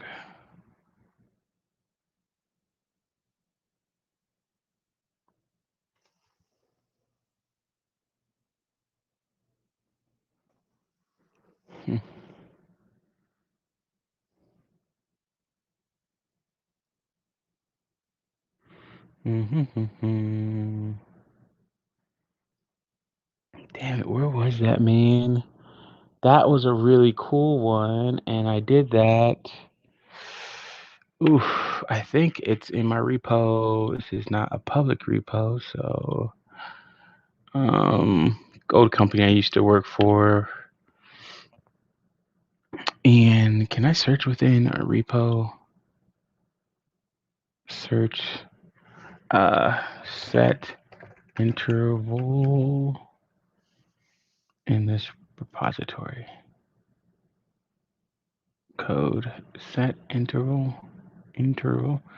Yeah, description. And you could do it based on ready state. Oh man, it was such genius when I saw it. I was like, holy crap.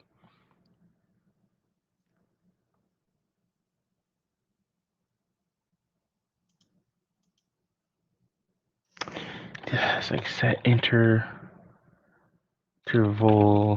If not, we just have to figure it out.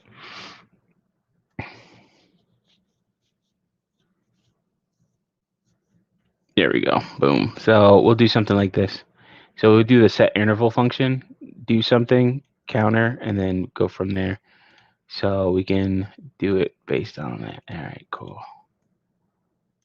We need this function here. And let's share and get our source so we know where to go back to if we ever need it. Because you have, like, I know I've done this before, but it's just like, this is where you make sure that you, what do you do? What do you do? You note your sources as best as possible. I like to. Gives them attention, sees where people can see where my mind was at the time. And then, you guys can give like upvotes and stuff like that on Stack Overflow if you're logged in, if you're actually a user of it. There's a lot of great stuff on there, but I don't even have to, like, I have a user account.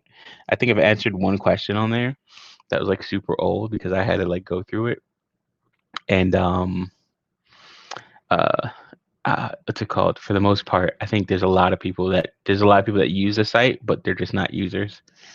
But yeah, I don't know how they can maximize on that stuff, but it's okay because they get paid from it. All these different ads.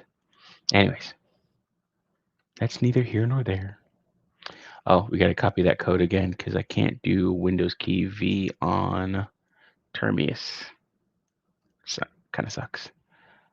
So it runs this every, I think it's like 200, like that's milliseconds. Do nothing or do your thing. And then we use clear interval to get rid of stuff here. And we can do a bit of guarding here. So we don't need to do this. And we could do this. We can do an anonymous function. Again, this is just me rewriting it in a quote unquote modern way and keeping the same pattern in terms of when I write code.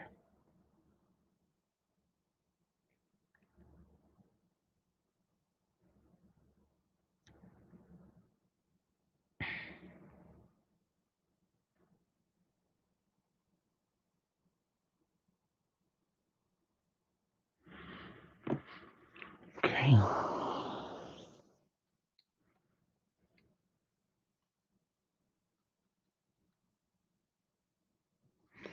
So I'll do the set interval and then I'll do my event listener. Oof, no, I don't want to do my event listener. But I'll add my event listener into the set interval. And it should run. Because essentially if I do the set interval within the if I do the event listener within the set interval, it'll keep on redoing a whole bunch of different event listeners. So that's just how that's supposed to be nested. I don't know if that was obvious to you guys, but it was not obvious to me. So keeping it real. All right, so console log event.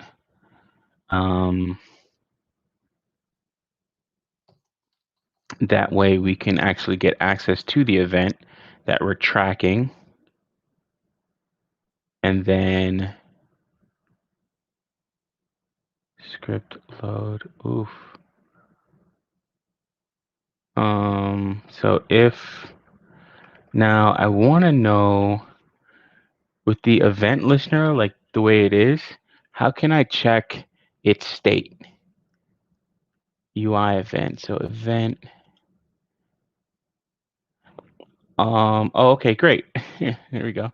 So this falls in line with some of the stuff that we were seeing here. So create event, compose. These are some of the things that we were seeing in the output here. So now we can actually review, or not review, but learn what the hell those things mean. All event objects in the DOM are based on event object, or based on the event object. Therefore, all event objects like mouse overs and keyboard event has access to the event object's properties and methods. So we'll see bubbles. So bubbles returns whether a specific event is a bubbling event. So we can get further information on that, but I think that just means an event that causes another event that causes another event. But target returns a targeted, is trusted, returns whether or not the event is trusted. Event phase returns which phase of the event is currently being evaluated. Okay, I want to know a little bit more about that one. Create event, compose, cancelable, type. Okay, so we have event properties, and then these events, these event types belongs to the event object. So load. So, but how can I say waiting? So how can I access the event types? Oh, okay, no, I already have access to the types. So what I could do is if event.type, which is here, so type is load. If event.type load is not, yeah, how do we do this? Console.log event, because that's passed here in this function, event.type. And then we'll console log the event type. And in this case, I don't need a counter. Oh, okay. So then this is clear interval after this many counters. Hold on, I'm getting messages here. Okay. My brother probably sending me all types of crazy stuff. All right, so clear interval. Oh, we're going over the 2-hour mark. Longer stream tonight. I told you guys we're not fucking around. Not exactly what I wanted to do, but this is good because I'll be able to solve a problem that I have for my day job here with you guys. All right, so if counter equals 10, so that's a type. We won't do that. So we'll do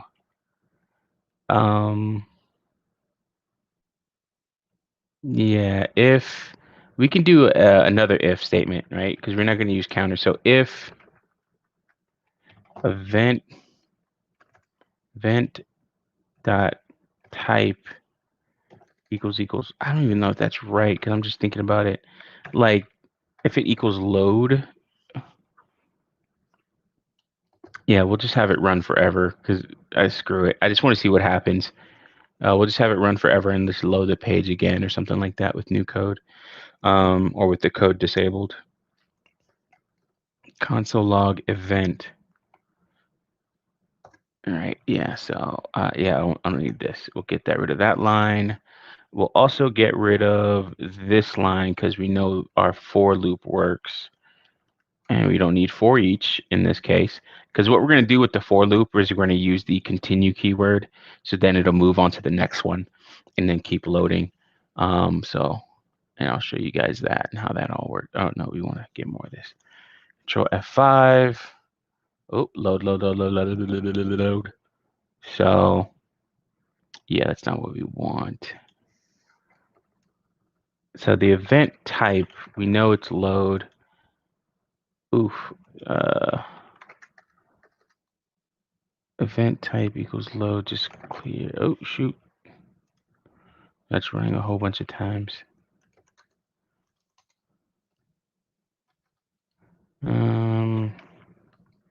Clear interval.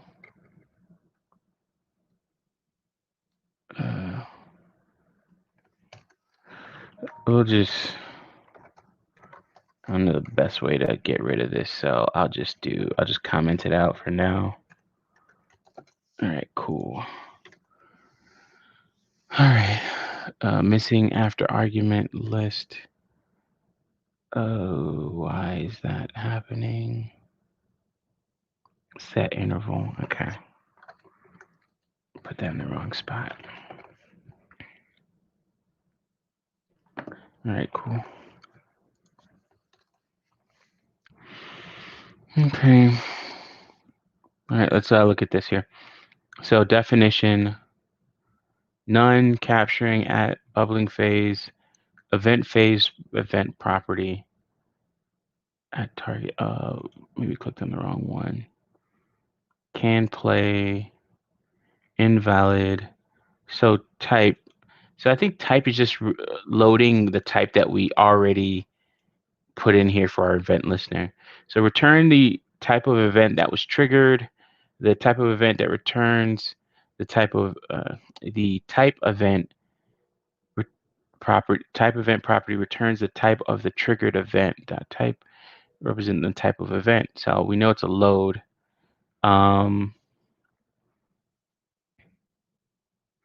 I guess so. On load, we can almost nest this, right? Like once it loads one, then it loads the next, then the next, then the next, then the next. But I kind of wanted to do it. It's not how I wanted to do it, but what I want doesn't make much sense because I don't know how to do this. So we're figuring it out. Mouse out. So we're kind of stepping back here. All right.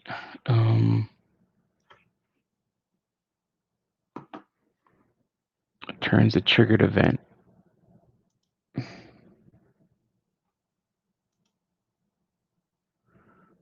Set interval. Those are nice functions. For 10 times and the time is okay. That's kind of cool. All right, focus. Now, how can we get this to run?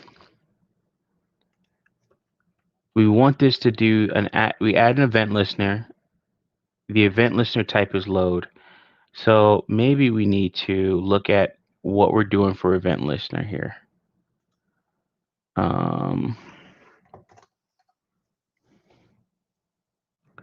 Add event listener. Let's look at, there we go. All right, the event target method, event listener, sets up a function that will be called whenever the specified event is delivered to the target. Common targets are element, document, window, but the target may be may be any object that supports events. Event listener works by adding a function or an object that implements event loader listener to the list of event listeners for the specified event type on the event target on which it is called.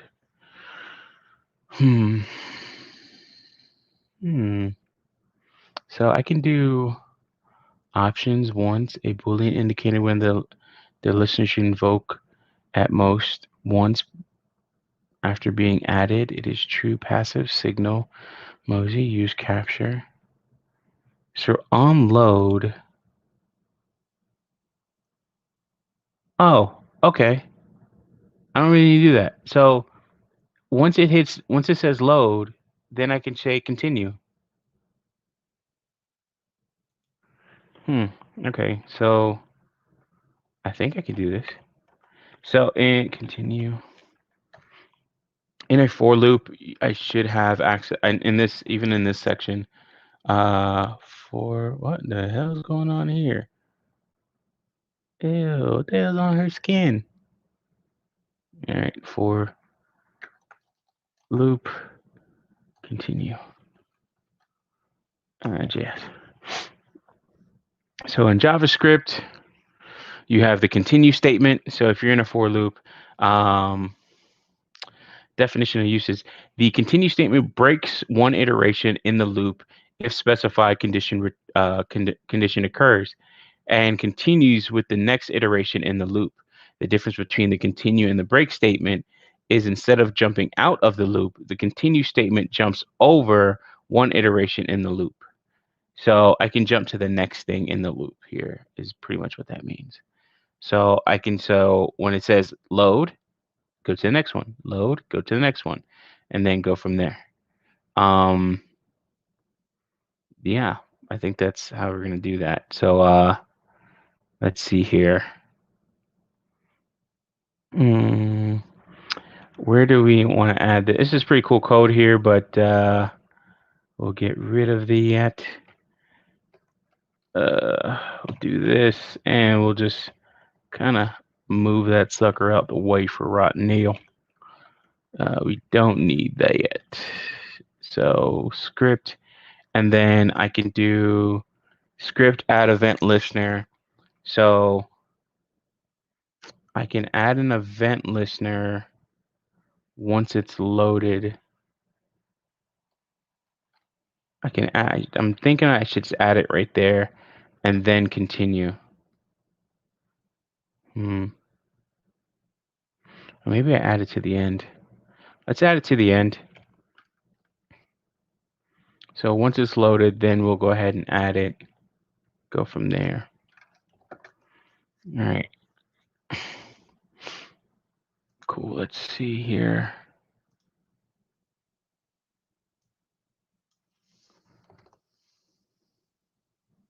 Illegal statement, no surrounding iteration statement. Is it? Wait for.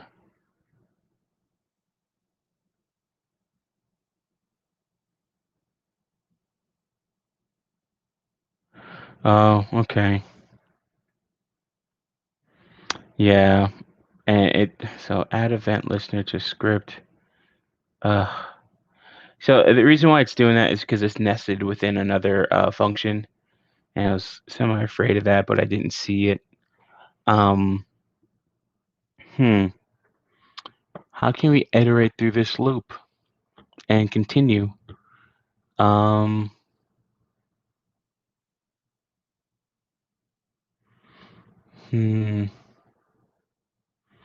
We could add the event listener, and when it returns, and still use our set interval with this. Okay, so event itself should equal some. We can have it return a value. The question is, what is the value that we want it to return? So on the event that it equals load, add load. So it says locked and loaded. So what we can do is return true. And that's how we have to write that. Okay, and then let is loaded equal this. And then we'll just console.log that variable. All right. And what we'll do is we'll loop through this with the set event listener here in a second. But let's see if this works first. Let's go to our console. undefined. And that's fine. Yeah, that's fine. And the reason why that's fine is because, okay, we're reading it, but at that time it wasn't loaded. So if it wasn't loaded at that time, then yeah, it's gonna be, oh wait, no, undefined. Oof. Return. Yeah, oh, no, that's wrong. That's wrong. Event listener, event. We can,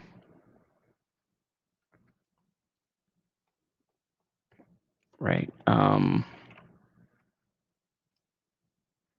I think we can just define it like this, and then is loaded equal that, and then we could do true, and then once it's loaded, does that. We could do like an if statement there. Let's see if that works. Console. All right, so is defined. No, it's no different. So if it's no different, let's just add it all back here. That, and then we'll do our set interval. So let's add this code back in here. And I'll just keep the original down there, and we'll do that. Set interval if is loaded, if is loaded equals true, and we could do a triple equal on that. We don't need to, but we can do a triple equal. Is loaded equals true, clear interval, and then I don't know if we have to do I though. We don't have to iterate. We don't have to put the I there.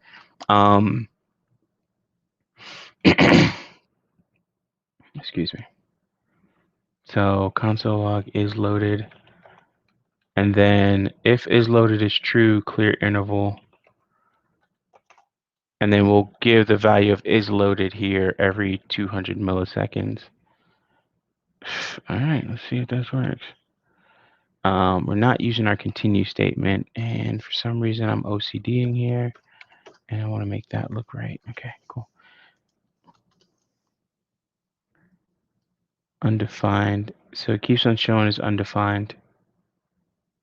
Oh. So it'll never evaluate as true. Load event. Oh, man.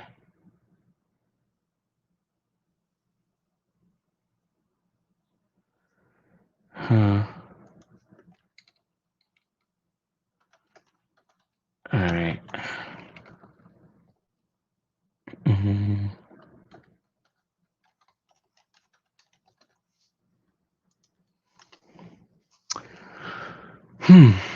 So we got our event listener. I want to get information from this event listener. All right, let's try a different event. I want to see something here. Because this is my first foray really getting into like event listeners, kind of hardcore. I've always seen them, but I never really used them like really in depth and like gotten close, gotten really into it. But this is a good way of getting into it. We could do mouse. Events related to using the computer mouse.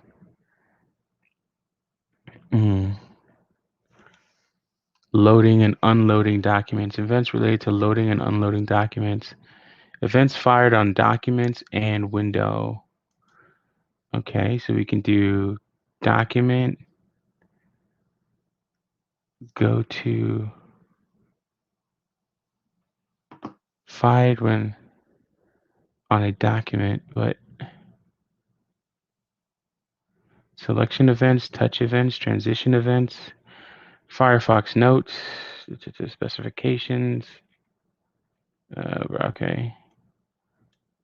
Constructor properties, body, charset, children, document element, returns the element that is direct.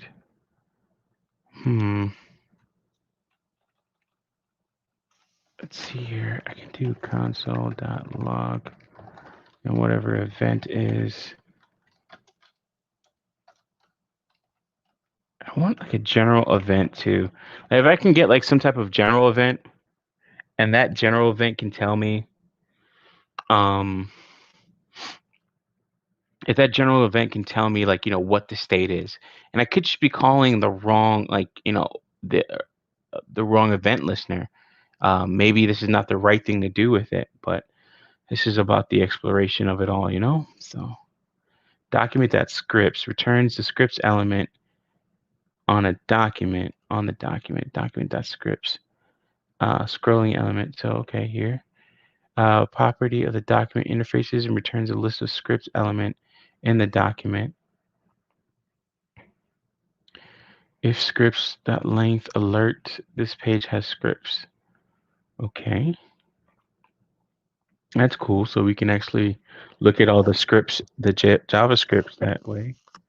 That's not useful now, but that is kind of cool.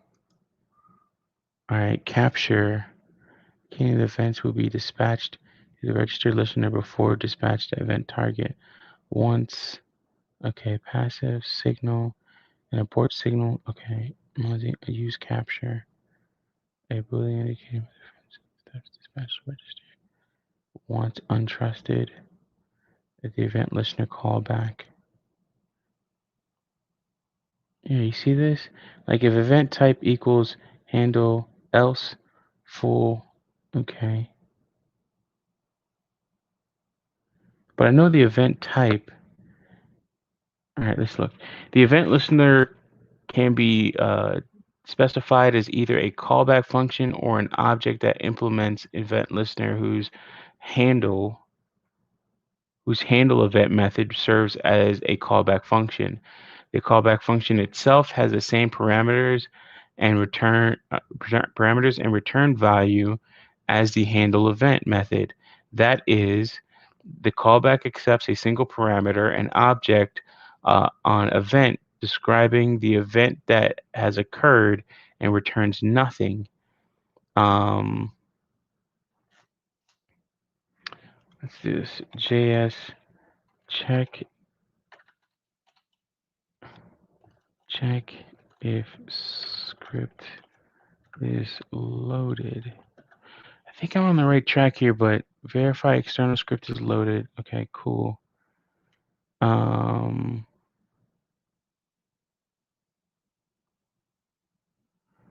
If the script creates any variables or functions in the global space, you can check for their existence. Huh, that's kind of cool. So that's probably one thing I'm gonna do for something else I'm working on. But this is using jQuery, so we'll have to find out how it works in vanilla JavaScript.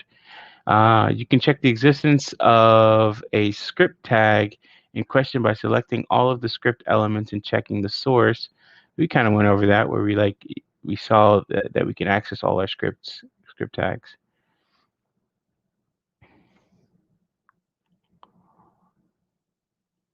Boom, there we go. See, onload. There we go. Now wait for it to load.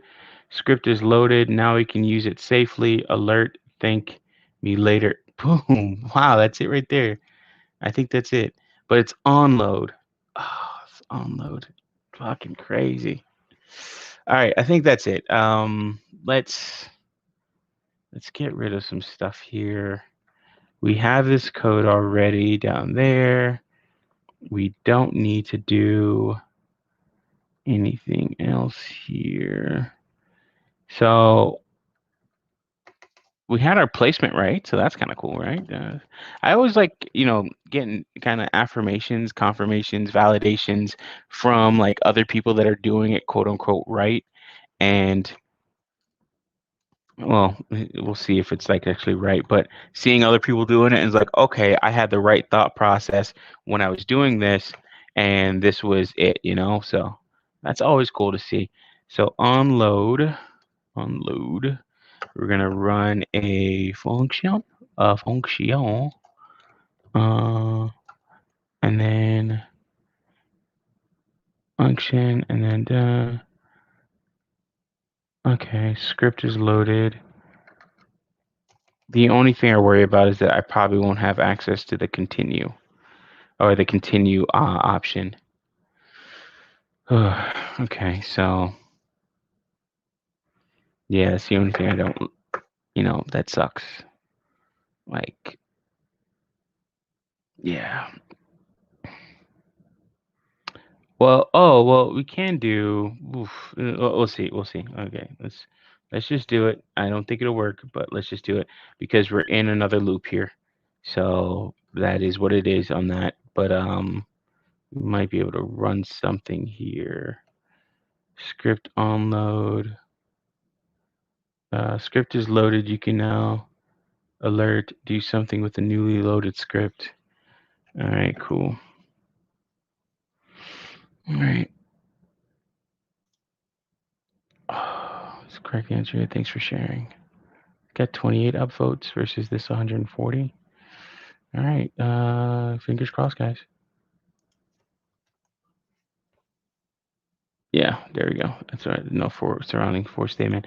So the way we should still be able to access things like I, and we can still go through this console log.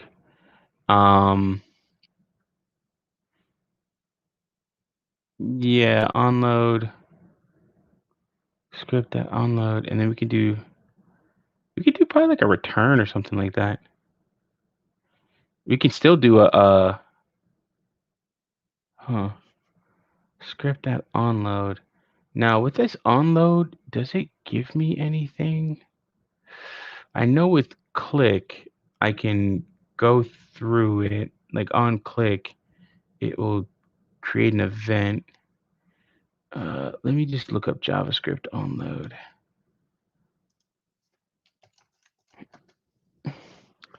And onload event. Actually, doop doop. Derper, derper. Handle the JavaScript onload event. I really want the Mozilla documentation, but these will probably be the better ones, I guess. I don't know. Execute JavaScript after a page has been loaded. Body onload. Onload function my script. See in JavaScript using add event listener method. So run that. So we were barking up the right tree. So like once it loads, do this.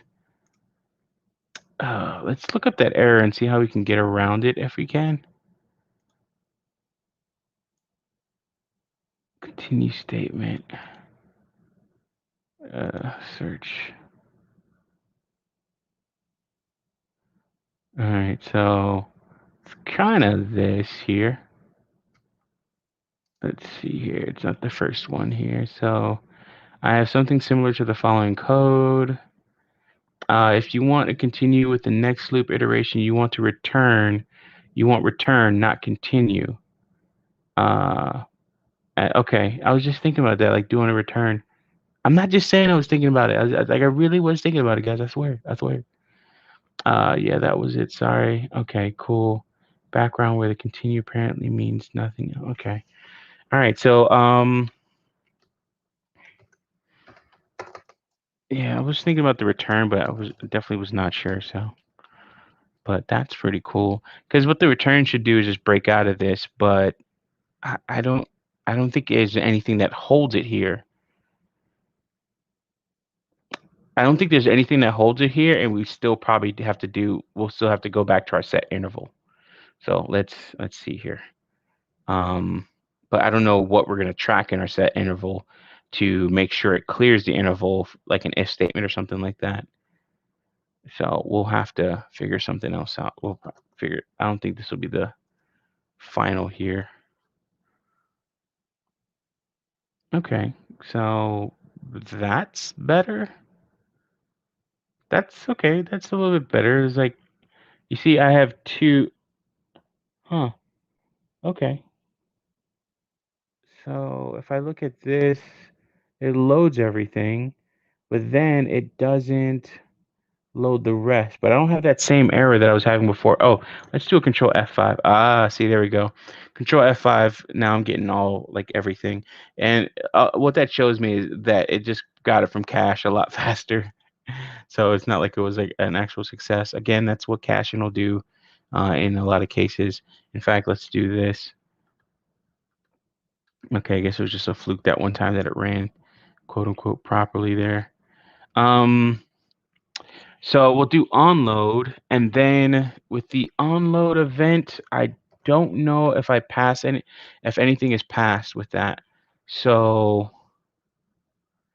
oof, where were we? I think it was this window. Create text, no. Get rid out of this. Get out of that. Get out of that. No. We want to keep this. This is pretty cool. So we'll do this. Put this in research. Done. Save that. Load and execute order scripts. Okay.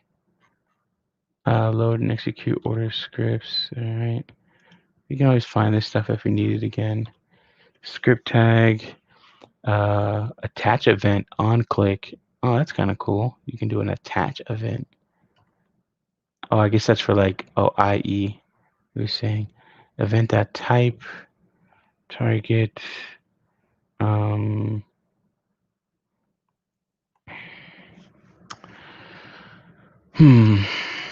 So we can still do this set interval.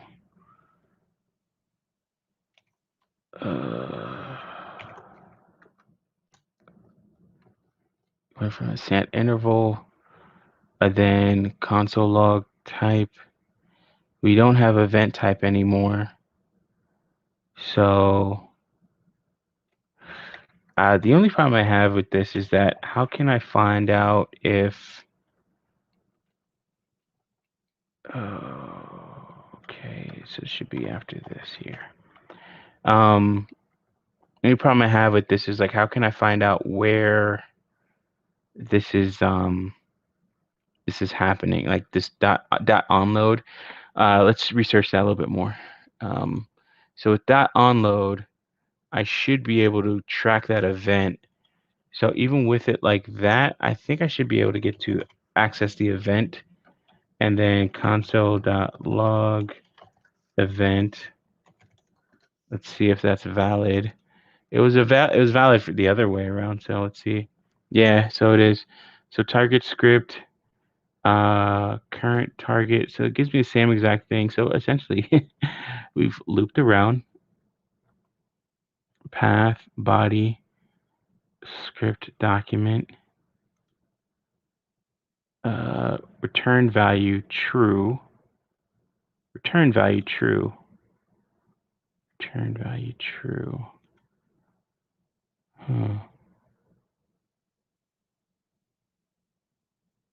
Return value true here. What does return value true mean?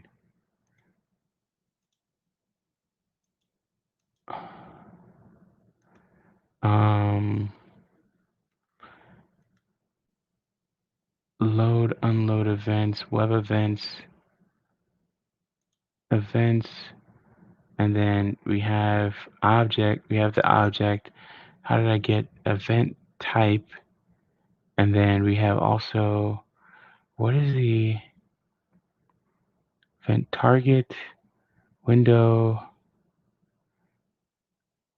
A case sensitive string representing the event type to listen for.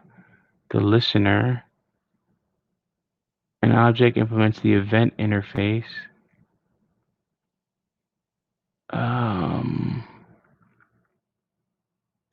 Event that cancelable, and then return value. A historical property introduced by Internet Explorer and eventually adopted to the DOM specification in order to ensure existing sites continue to work. Ideally, you should try to use event prevent default. Okay, instead, but you can use return value to choose. Okay, no, we won't do that. Source element timestamp is trusted.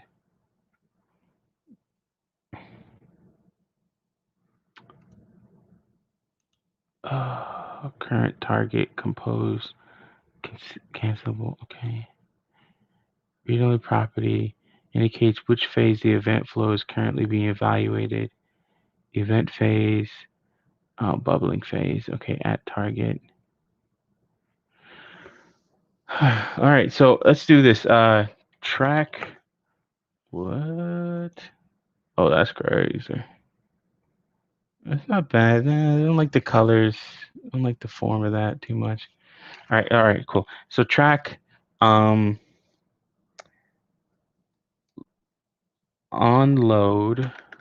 Yeah, track onload event state. There we go.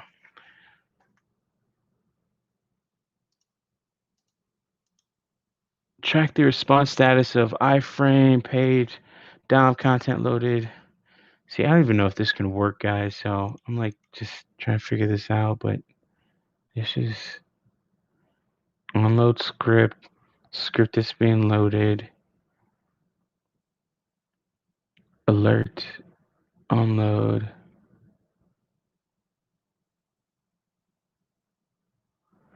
And I may have to be like, run the next one in it. I might have to do an incrementer too. Well, no, it should already increment through it. Okay, so onload. Once it loads, I want it to run the next iteration of the loop, which is nice if we can have the continue, but we don't have that option.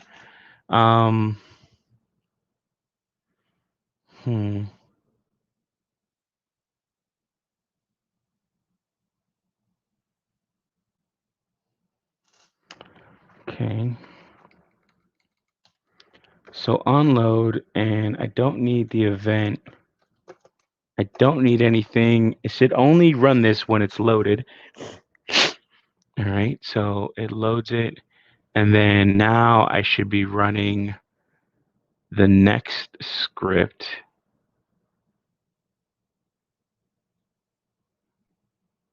Return. No, but if I do the return, it shouldn't be a...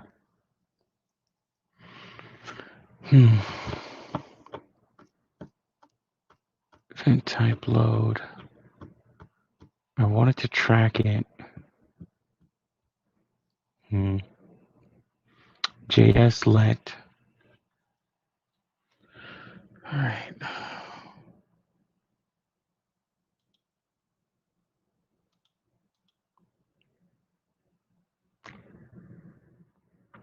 Okay, cookies enabled.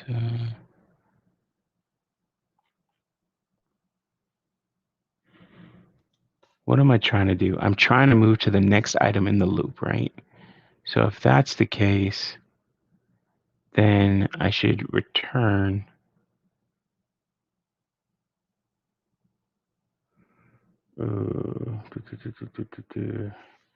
I should return.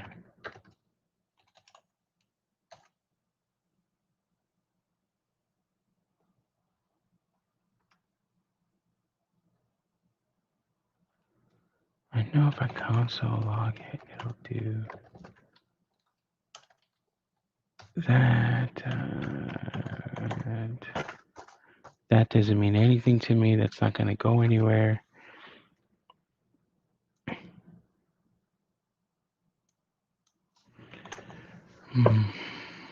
Event. Chart.js.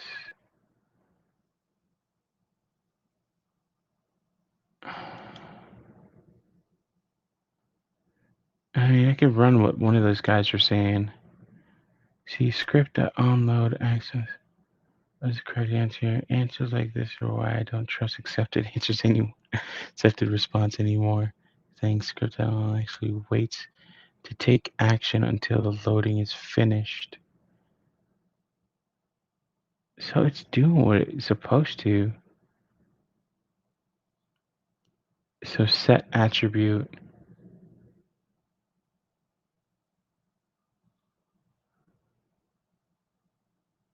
I mean, I could do like a set timeout, but that doesn't make any sense. Like that's not, you don't want to do things like set timeouts because they can just create unnecessary weight. Like you don't need that weight to go forward or anything like that. It should be done once things are triggered. But it is a simple way of getting around this, by the way. So append child script, onload, so event. I'm wondering why it does this.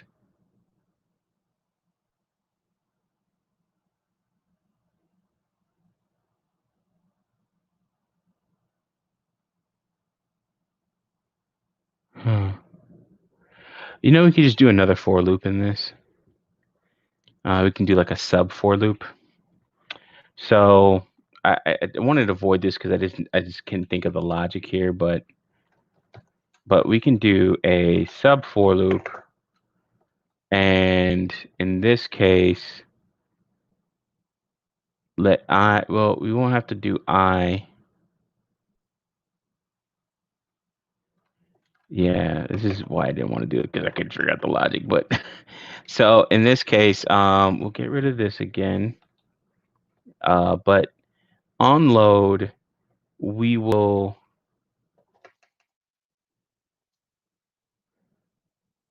just length.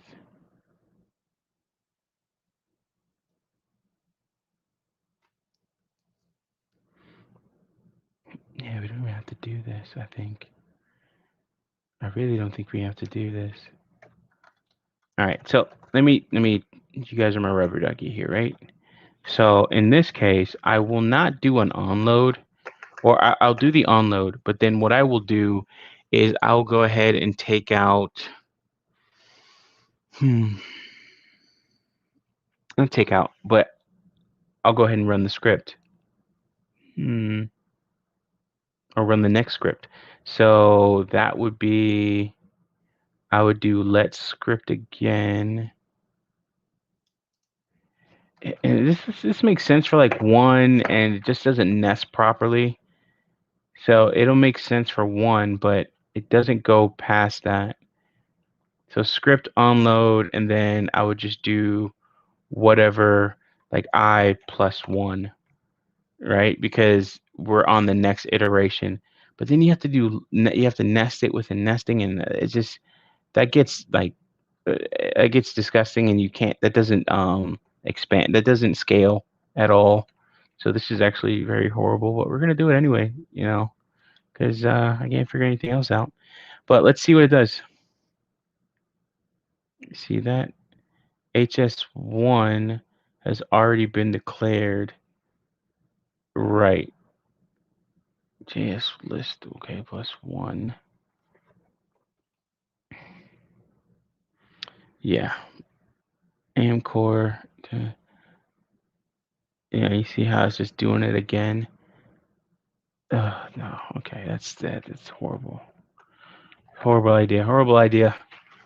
All right, guys. I'm gonna end it there. I'm gonna think about this a little bit more. I do have one or two other things that I got to do, but I do want to probably work on this tonight. And then if I can solve that, I take a little bit of a break here, mentally, and then let my brain process this stuff asynchronously because I'm sure it's still processing it in the background. But I don't want the stream to go on too long. Um, while I'm just like fuddling through this stuff.